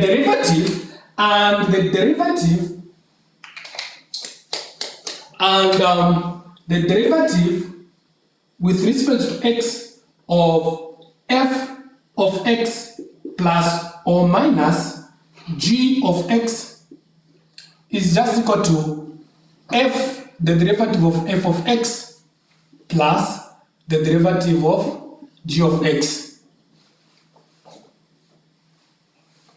Also, the derivative of f of x minus the derivative of f of x minus g of x is just equal to the derivative of f of x minus the derivative of g of x. So the derivative of the sum of two functions is equal to the sum of their derivatives. Also, the derivative of the difference of two functions f of x and g of x is equal to the difference of their derivatives. So this is the one that we call the sum rule. Now let's look at some examples. So we'll go up to somewhere, because we started late at 10 hours, so we can go up to somewhere 12. Then we'll meet again after lunch. We are going to meet at around 14. No. Let's just say 13:30. We'll meet at 13:30 so that by 15:30 we are done. I give you room to go through the notes. Please inform your colleagues, inform your friends, so that they can also attend during this time. Buy bundles. Just buy MTN, whichever Airtel 700 MB, to be more than enough for you to stream live. Just go where there's good internet. Now, so let's look at some examples. This is example number 8. Example number 8, which this example involves the difference rule and the sum rule. So in this example, we are being asked, you can check from your notes, we are being asked to find the derivatives of the function f of x equal to 7x power 3 minus 4x squared plus 5x minus the plus 6. Remember, sometimes when I'm explaining, I look at the question and then I just write something else. So this is the first question. Now the second one is the derivative, which is g of x, which is equal to or I can even give it like h of x. Okay, g of x, which is equal to 21x power 4.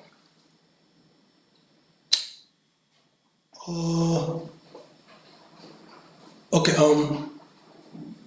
it's negative x power 4 divided by 2 minus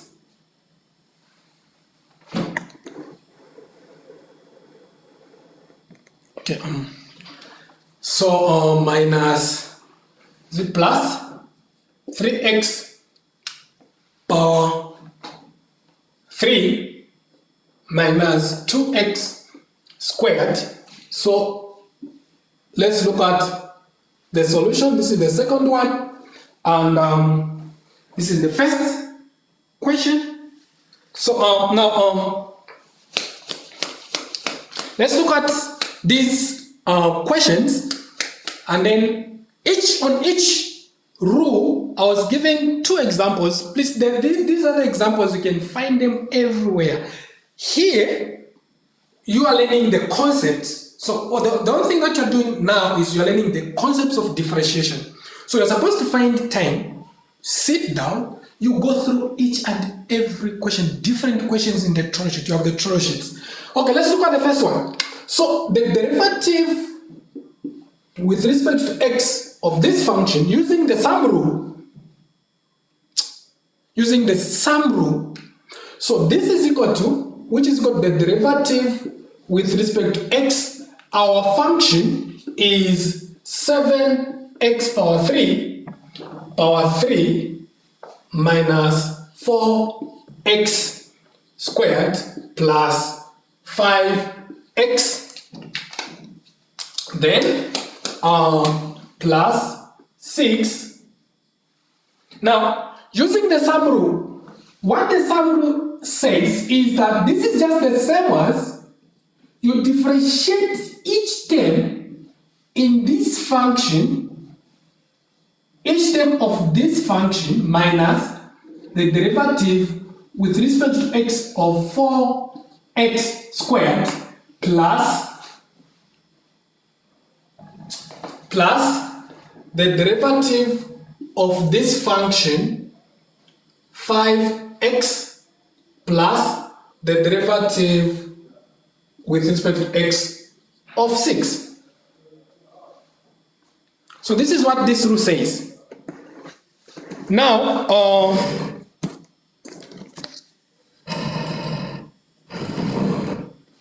okay.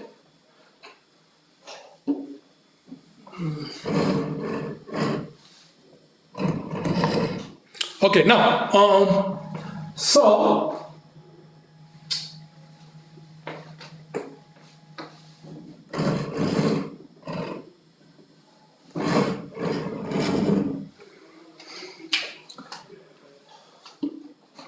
okay, I'm trying to bring the camera closer.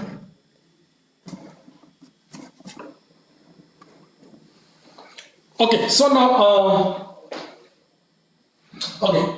let's look at this now. So you are going to differentiate each and every term in this function with respect to x using, in this scenario, we are going to use both the difference rule and the sum rule at the same time. So these rules can be used at the go, where you have both the sum rule, the quotient rule, the difference rule, and the product rule. They can combine them. But in this case, we only have the sum rule and the difference rule. Now here, so using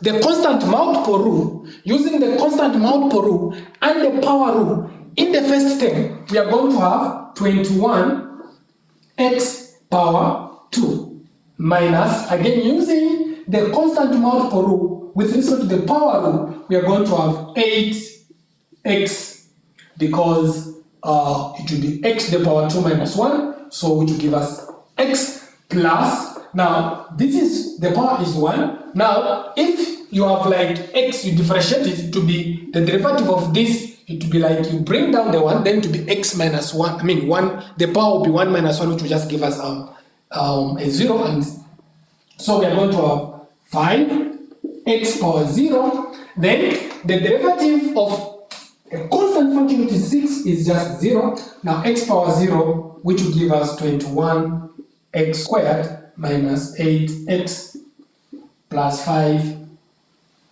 That's all. Because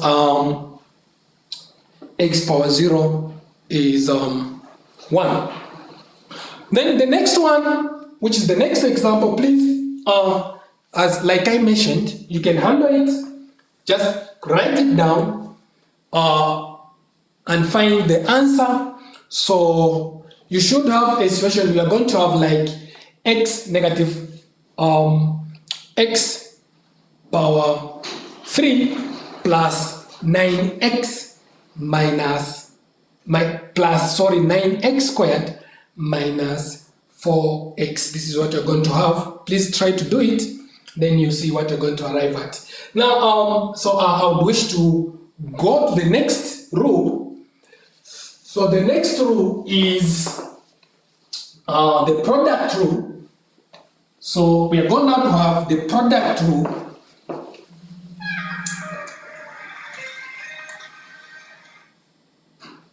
Someone. Yes.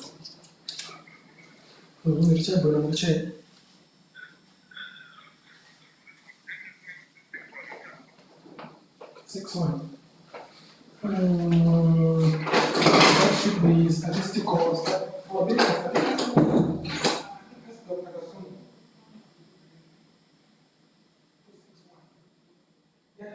Probability and application. Okay, ask Mr. Moore or Dr. Kasum.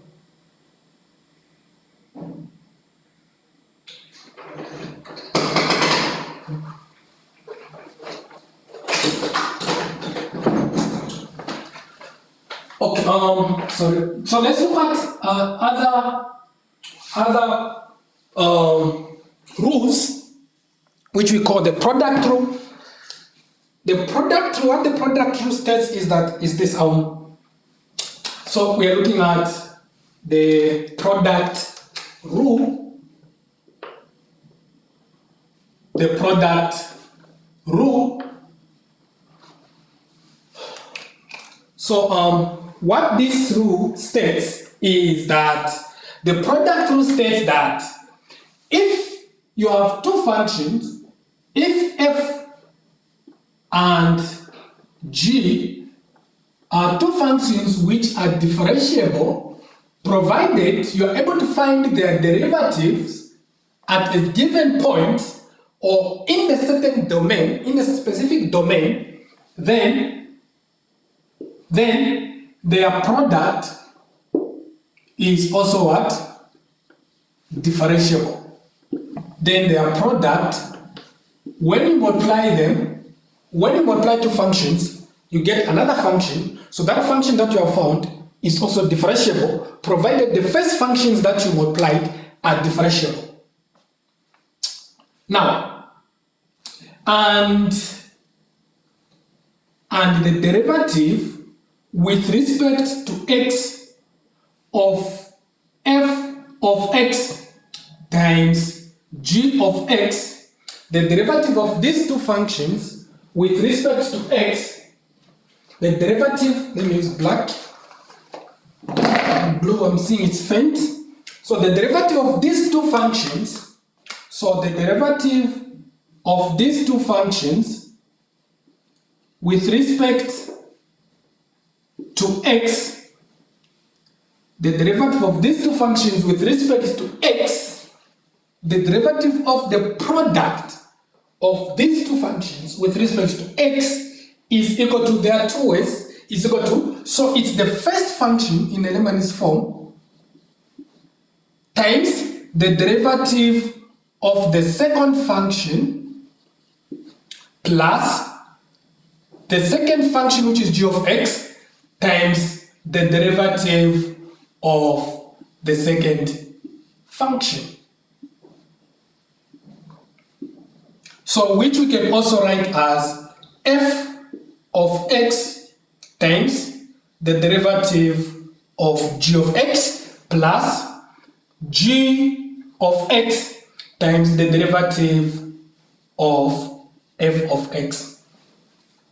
So the product of two differentiable functions, f and g, is itself differentiable.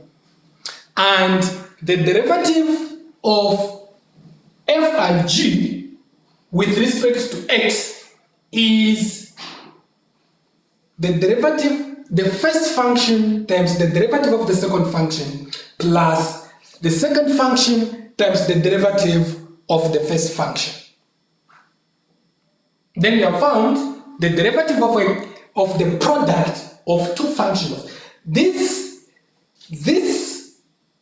situation exists provided the first two functions that you are using are differentiable. If they are not, then the product can't be also differentiable. Okay, now let's look at an example. Let's look at an example. So for example, we have a situation where, so that will be example number 9. So example 9. So we are being asked to find the derivative of f of x of h of x, which is equal to the derivative of h of x, which is equal to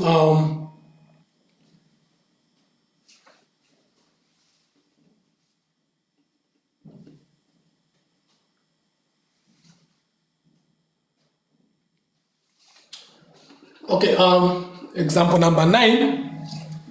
So we are looking at the derivative of h of x, which is just equal to 3x minus 2 multiplied by minus 2x squared multiplied by 5 plus 4x.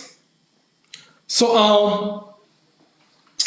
I can assure you to say you can either first expand. I would ask you, I'm going to use the product rule now. So when you sit down, you can first expand this function, and then after you expand it, you find the derivative of that expanded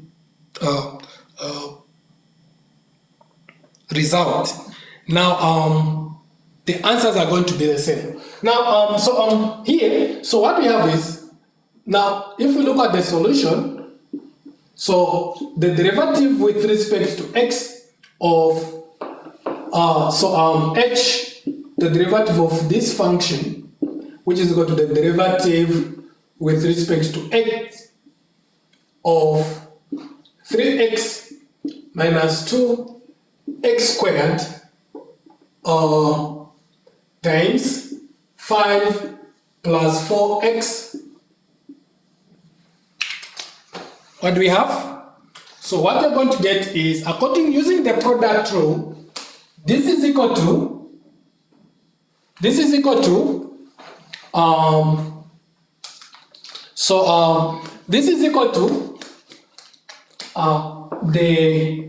it says the first function, which is 3x minus 2x squared times the derivative with respect to x of the first function, which is 5 plus 4x, then plus, plus the second function, which is 5 plus 4x multiplied by the derivative with respect to x of the first function. Our first function is 3x minus 2x squared. Now, so this will give us this, which is 3x minus 2x squared. Now, if you look at this function, which we are differentiating, which is 5 plus 4x, we are going to use the sum rule. So it will be the derivative of 5, which will give us 0, then plus, which will give us 0, plus the derivative of 4x, we are going to get the 4, then plus 5 plus 4x, then the derivative of 3x to give us 3 minus the derivative of 2x to the power 2, it will give us 4x. When we expand, so this is just, when we expand, remember 0 plus 4 is just 4, isn't it? So 0 plus 4 is just 4.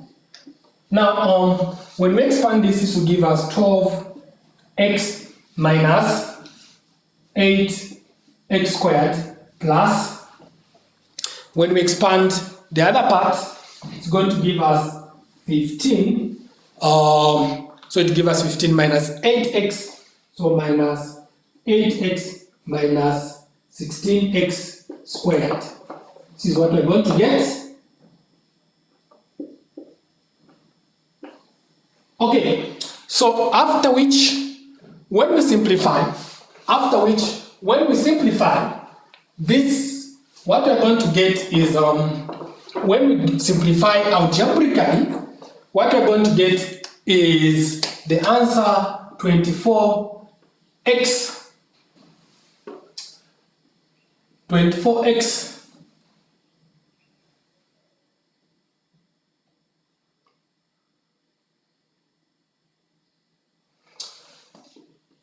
squared, then plus 4x plus 15. So that's the final answer that you're going to get. So you have differentiated your given function using the product rule.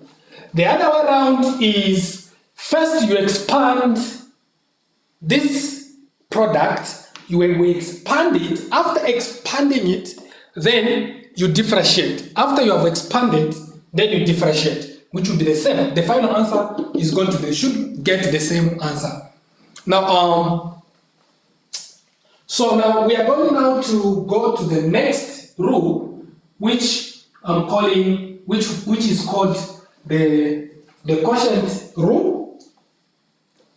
So we have looked at the power rule, the multiple constant rule, the constant rule, the sum and difference rule. We have also looked at the product rule. So now the next step we are going to look at is the quotient rule. So my aim is, if we could finish, these are just simple rules that you can practice. We can do this today.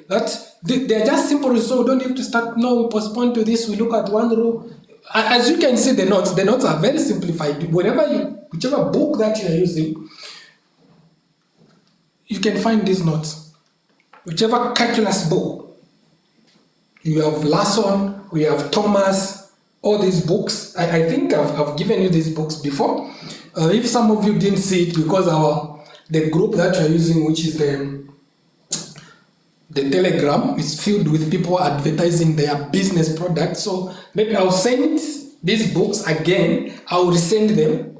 But I sent very nice books that you can use to follow these notes, plus the notes. So concentrate, read the notes, because the notes have cut certain things which maybe you just study them for the sake of future use, but I've given you notes. Those notes are more than enough, and go through the tutorials. If you have this question that you can't handle, then you can go back to other textbooks for reference purpose. So now we are now looking at what we call the quotient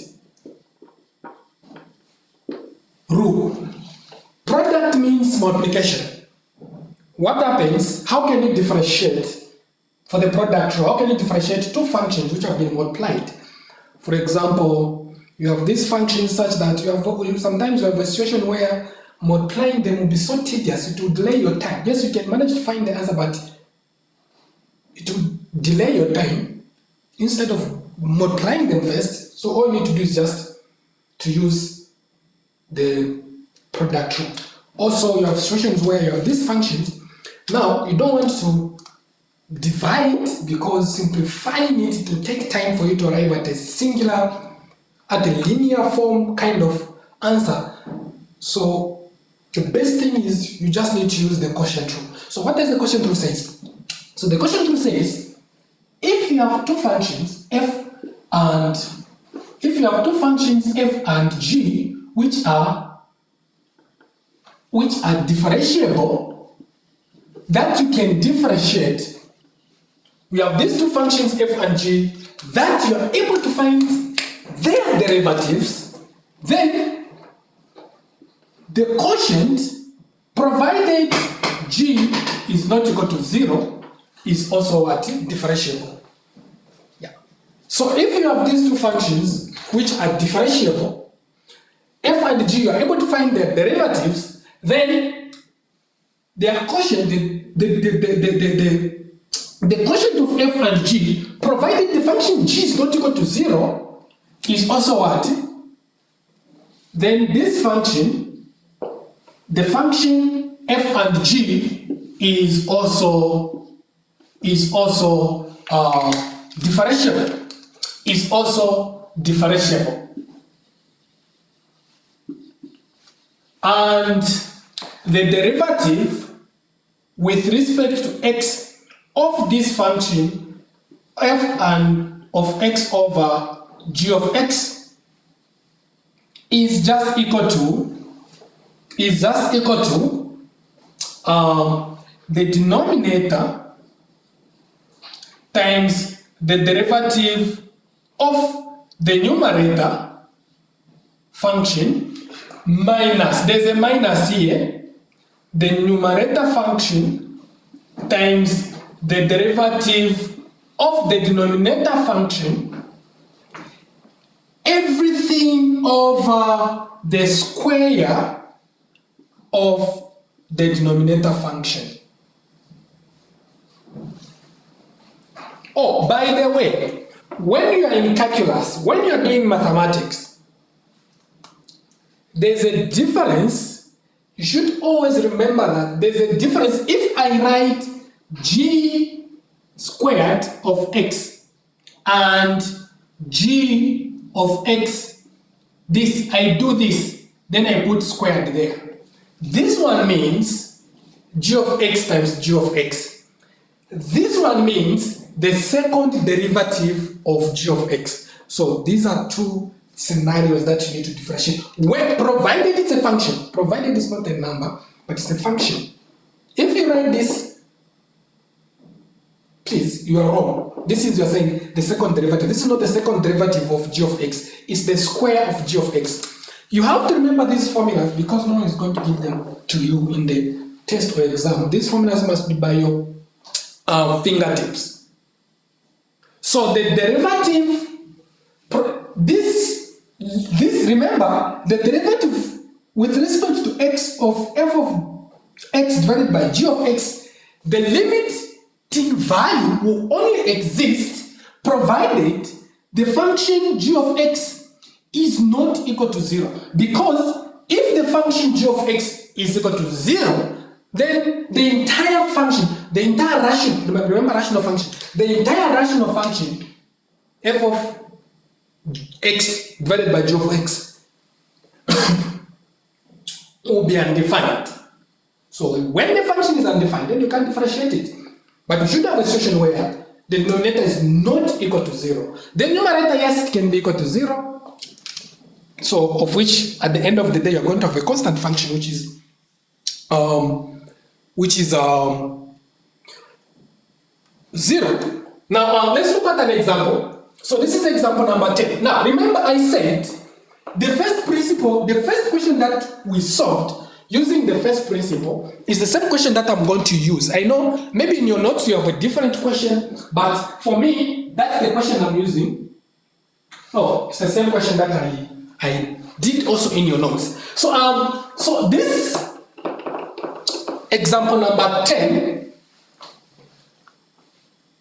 So in example number 10, sorry, my camera is voice sensitive, so that's why you have seen it. It's moving from one point to the other. It's just shifts wherever the voice is. Okay, let's look at example number 10.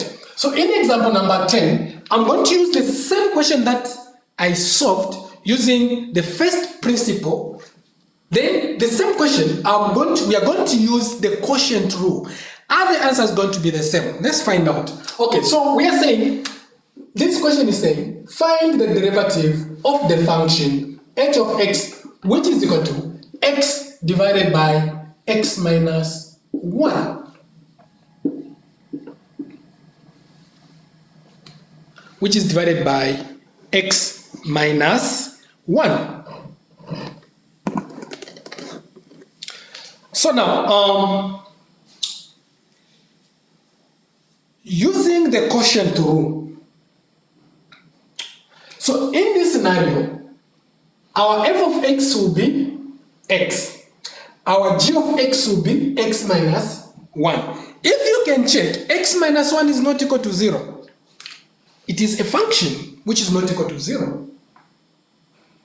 Then now, we need to find its derivative. So, the derivative of this function, the derivative of this rational function with respect to x, which we can write as the derivative with respect to x of this function, x divided by x minus 1.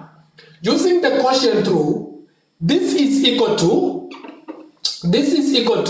the denominator function, which is x minus 1, multiplied by the derivative with respect to x of x, then minus the numerator function, which is x, multiplied by the derivative with respect to x of the denominator which is x minus 1, then over the whole of this over the square of the denominator. That's what the rule states. You have it in your books, you can just check. Now, the question is, so this will give us x minus 1, the derivative of x is 1. Minus x, the derivative of x minus 1.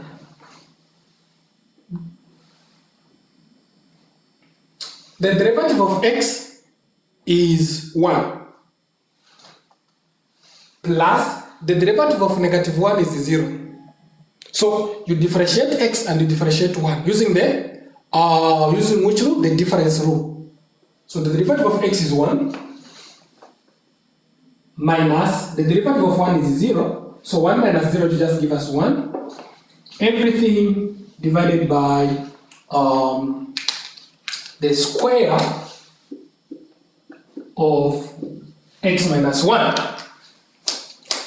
Further, so we continue with our solution, then after which the whole of this sum, when we simplify, we multiply 1 times x minus 1 to give us x minus 1. Okay. So this is equal to 1 times x minus 1 to give us x minus 1, then minus x over the square of x minus 1. So this is equal to, now the x and the negative x will cancel, so we're going to have the negative of 1 divided by the square of x minus 1, which is exactly the same as the one that we had found when we used the first principle.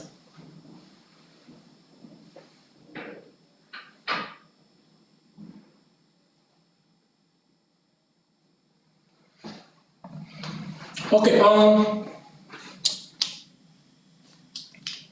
so this is about the quotient rule.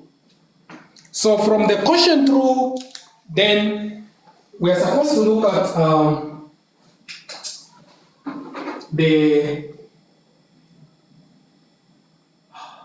so we also have another question. So we are supposed to look at differentiation of trigonometric functions. Like I mentioned, we are going to end at around 12 hours. So we have about some good 15 minutes. This is 20 minutes. So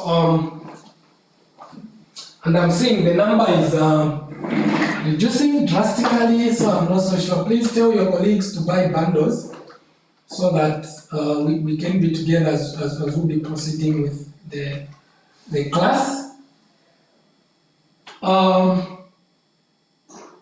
So all those who have missed, they can just go to the video, download the videos, and then, or you can stream it live. It's an open thing. You just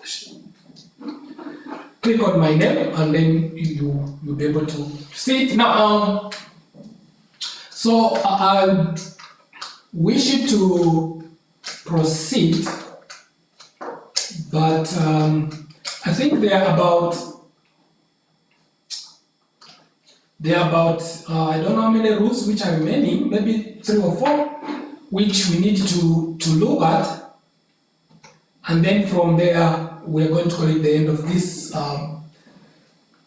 topic. So we are going to look at the differentiation. Maybe for now I'll end on differentiation of trigonometric functions.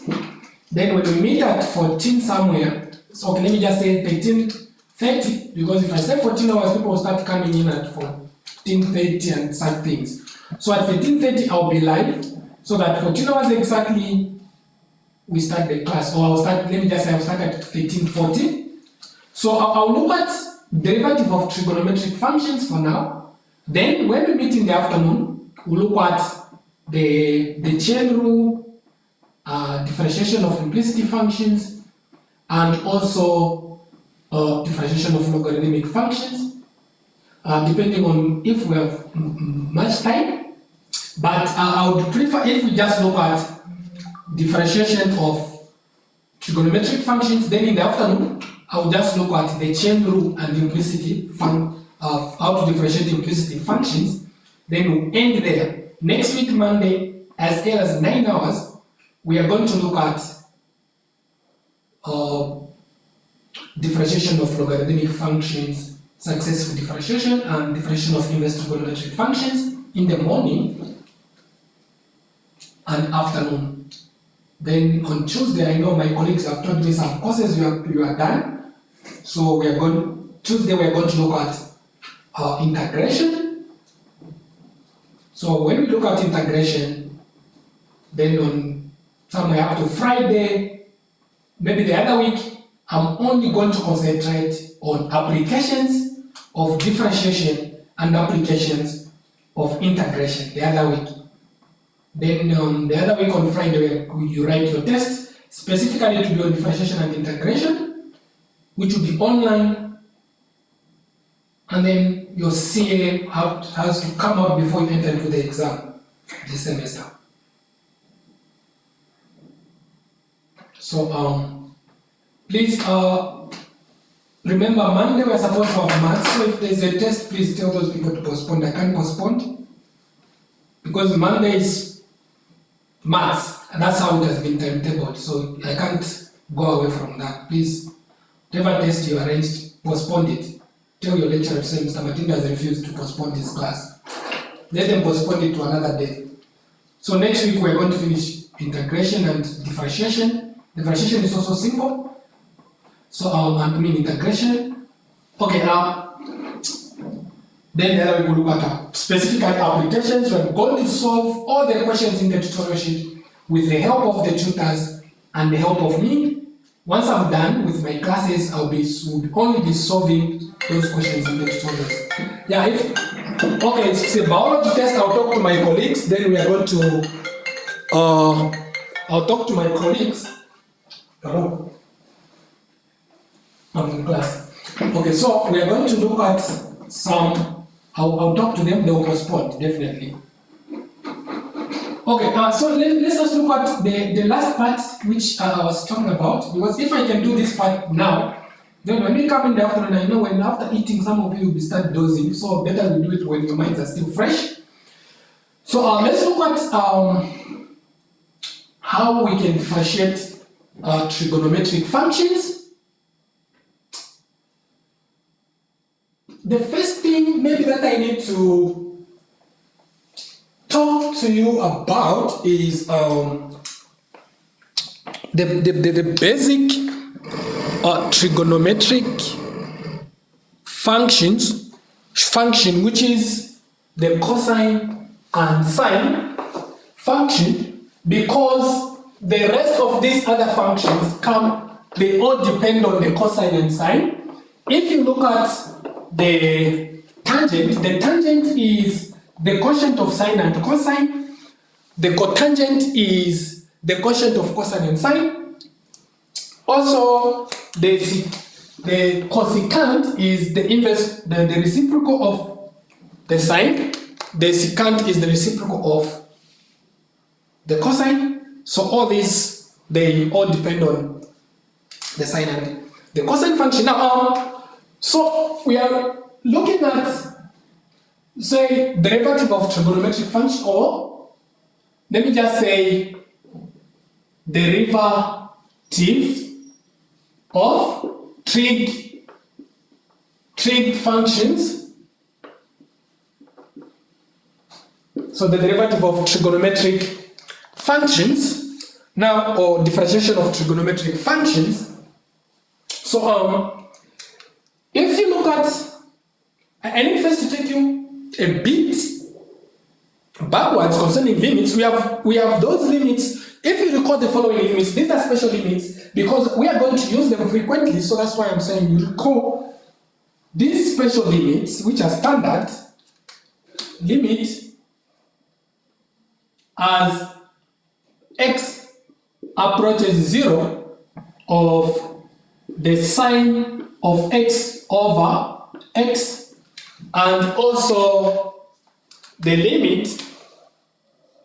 limit as x approaches 0 of 1 minus the cosine of x over x. So this limiting value here, let me just delete this, is always equal to 1. And the other one, which is limit as x approaches 0 of 1 minus the cosine of x divided by x, this will always be equal to 0. Now, so these two limits that you've seen can be used to prove differentiation rules of trigonometric functions. These two limits are very important in proving the differentiation rules of trigonometric functions, even if you're not going to see how we are going to use them specifically, but you are just going to know them by perhaps the derivative of this is this. I can also, those who will be going with maths, those who will be doing Bachelor of Science in Mathematics, Bachelor of Science in Statistics, Bachelor of Science in Natural Sciences. So all these two programs, you'll be doing a math that involve, so you're going to do calculus in second year, which you are now coming in August. So these concepts, you're going to use them. You're also going to learn what we call the Mclaren Series, the Taylor Series, and the Lorentz Series, but I'm interested in the Mclaren Series. So if you look at, I know you are going to see this for the first time. I'll write them and show to you why, when we differentiate a sine function, it gives us a cosine function, and when we differentiate a cosine function, it gives us the negative of a sine function. So this is the situation. So for if we have a function 1, for if we have a function f of x, so for if we have a function, my markers are, okay, let's have this situation. So if we have a function f of x, which is equal to the sine of x, then the derivative of this function, the sine of x, with respect to x, will always give us the cosine of x. So the derivative of sine of x with respect to x will give us the cosine of x. Also, the derivative,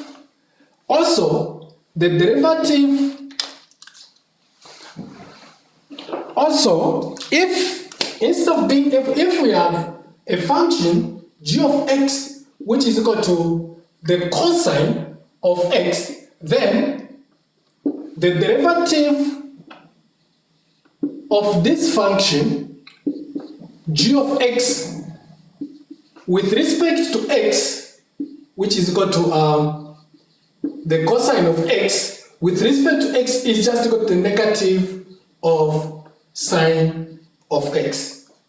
So the derivative of cosine of x with respect to x is just equal to the negative of the sine of x.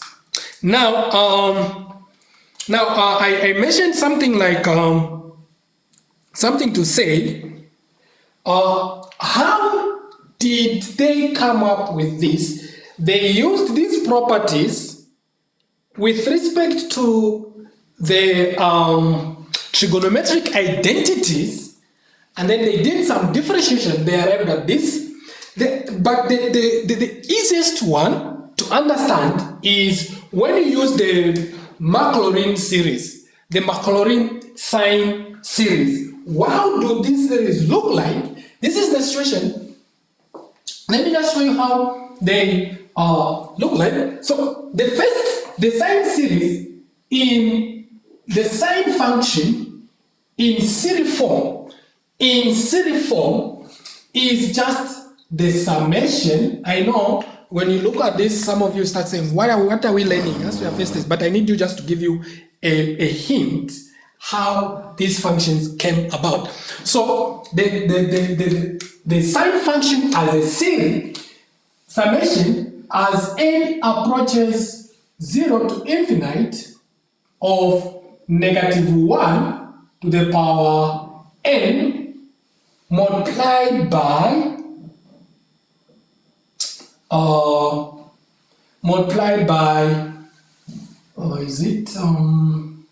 let me just recall, it's gone, but we have x to the power 2n plus 1. Okay, so -1, so it's -1 to the power n or over the factorial of 2n plus 1. In other books, other texts, instead of starting from 0, they usually start from 1, which is just the same scenario. You usually start from 1, then you say, if you start from 1, then you just say -1, but it's just so I'll start from 0. That is the situation. Now, for the cosine function, the cosine of x as a Mclaren series, this is summation as n runs from 0 to infinite of -1 to the power n x to the power 2n divided by the factorial of 2n. So now, if we expand this series, you are going to have something like the first one will be 1, then minus we are going to have x power 3 over 3 plus so you have such kind of a thing. Then you're also going to have 1 minus, so you're also going to have something of that nature. I think there's somewhere where I've just made an error. So now, if you differentiate this expansion, this side, this one we're going to have an n is equal to 0, negative, we are going to have negative, then we have x over 2, then plus, then we have a positive, when it's 0, when it's 1, when it's 2, so we're going to have x power 4 over 4 minus, we continue going like that. So if you differentiate this series with respect to x, you are going to get this series, the negative of this series. And if you differentiate this series with respect to x, you are going to get the positive of this series. So this is how they came up with the derivative of the sine function is equal to the cosine function, and the derivative of the cosine function is equal to the sine function. But you're going to learn these things in second year. So those who continue with mathematics, for now I've just given you a hint. Now, so let's look at some examples that involves differentiation of trigonometric function. So I have a few examples that we're going to look at today. Not all of them really. Now, we also have differentiation of the cosine function, the tangent function. We also have the derivative of the cotangent function, the secant function and the cosecant function. Now, these we use the product rule and the quotient rule to find the derivative of these other trigonometric functions. So the first thing that you should understand is the derivative of the cosine function and the derivative of the sine function. From these two, then you can manipulate either using the product rule or using the quotient rule to find the derivative of the remaining trigonometric function. Now, let's look at example number. So this is, according to my notes, these are the examples I mentioned to say, you are going to do them at your own time. I was skipping them, so you're going to do them at your own time. Now let's look at the derivative of this function. Example number 14, they're asking us to find the derivative of the first function is y equal to x squared minus the sine of x. That is the first question. They want us to differentiate this function with respect to x. The second function is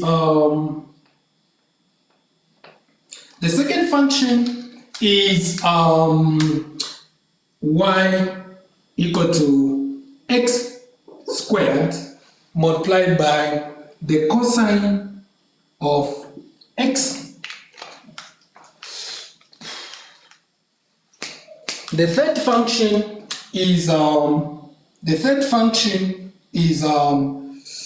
y equal to the sine of x multiplied by the cosine of x. In the fourth question, we have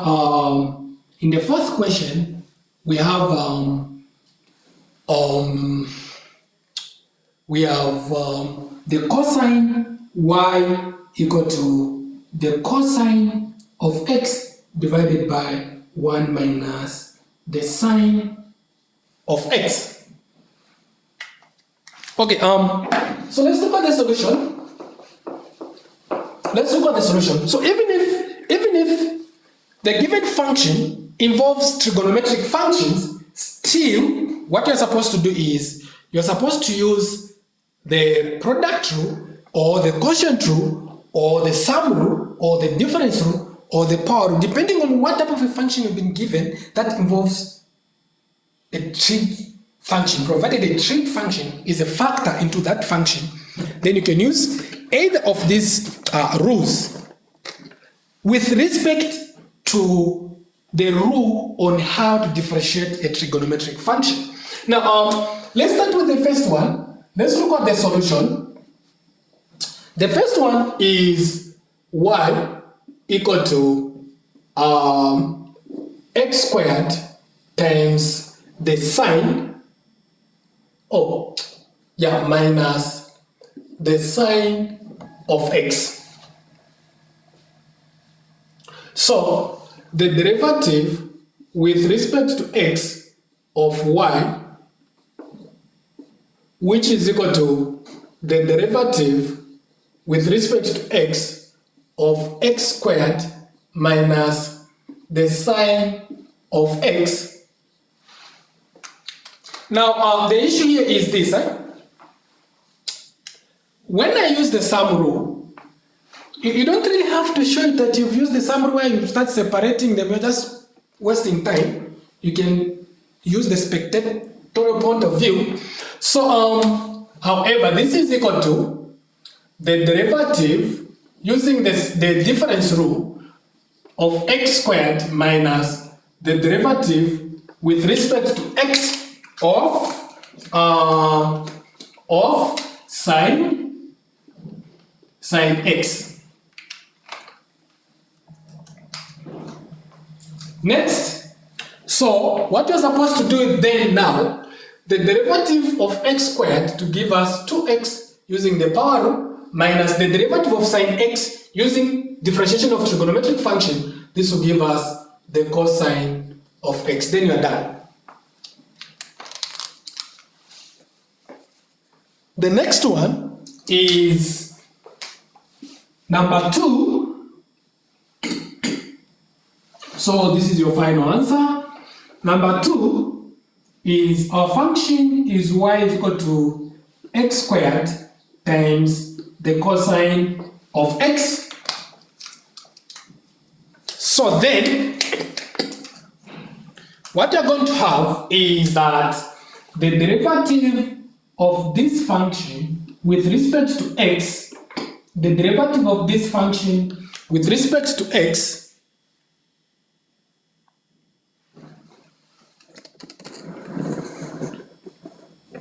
so the derivative of this function with respect to x, which is equal to the derivative of the function, our function is x squared times the cosine of x,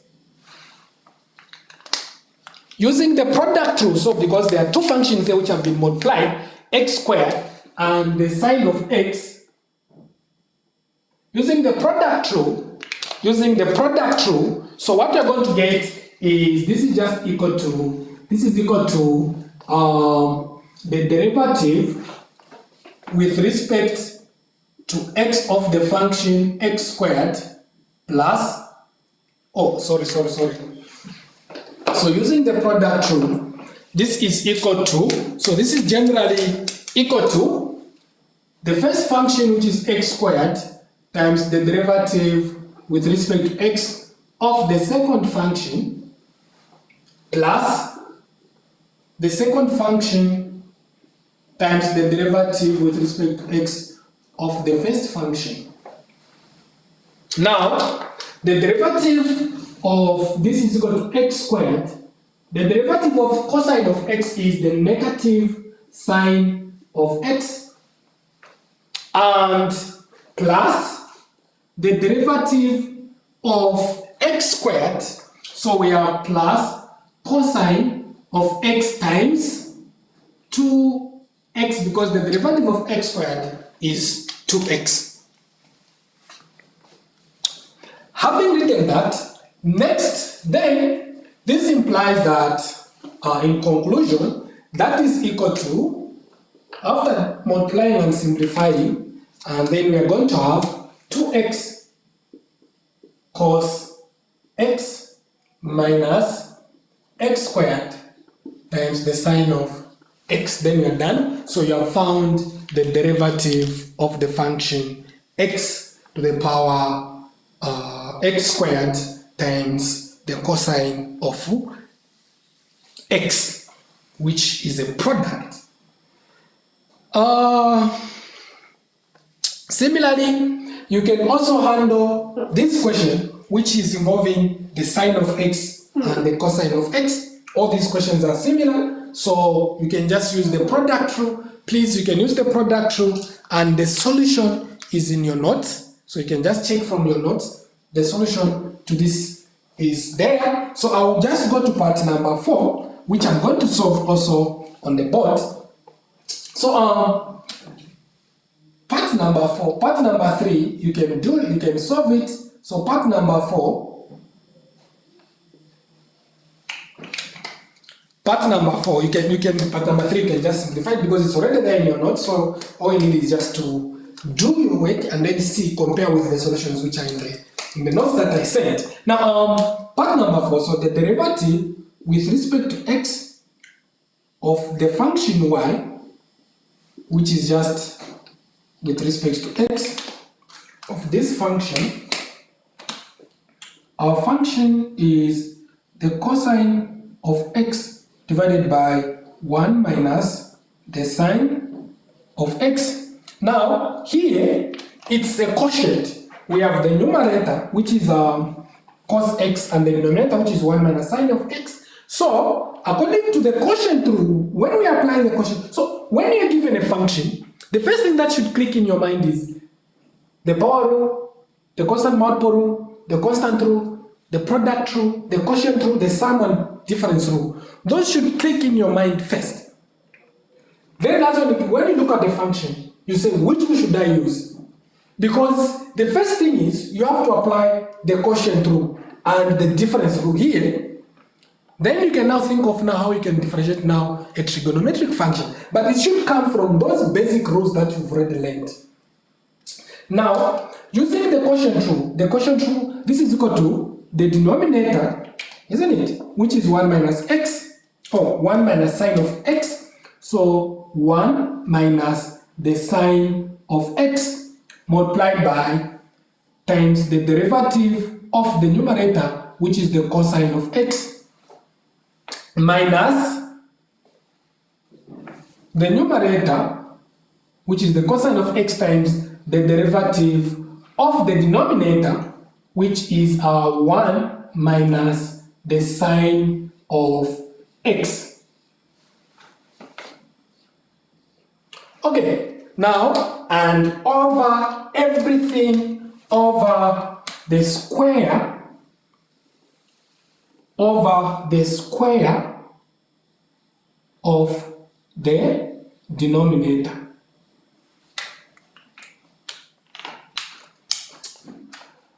All right, now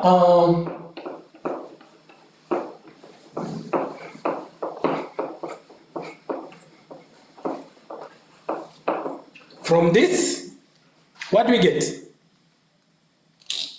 So we are going to have 1 minus the sine of x. The derivative of cosine of x is negative sine of x, minus the cosine of x. The derivative of 1 is 0, and the derivative of negative sine of x, it will give us the negative cosine of x, everything divided by the square of 1 minus sine of x. When we expand, 1 times negative sine of x, we're going to get negative sine of x, then plus negative sine of x times negative sine of x is going to give us the square of sine of x, plus the negative sine of x times the negative of cosine of x times the negative of cosine of x to give us the positive of cosine of x squared, everything divided by 1 minus the sine squared of x.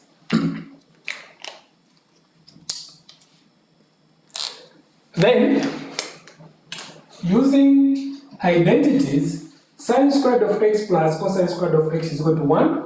So we are going to have negative sine of x plus 1 over 1 minus sine of x, everything squared. Now, this is going to give us the same as 1 minus the sine of x, everything divided by 1, the square of sine of x, which at the end, this 1 minus sine of x give us 1, and to cancel with one of these, so we are going to have 1 over 1 minus sine of x. Please, you can check if with the solution. Okay, so now this is the last part of the session that I was talking about trigonometric functions. So these other parts, we can just look at them when we meet again in the afternoon.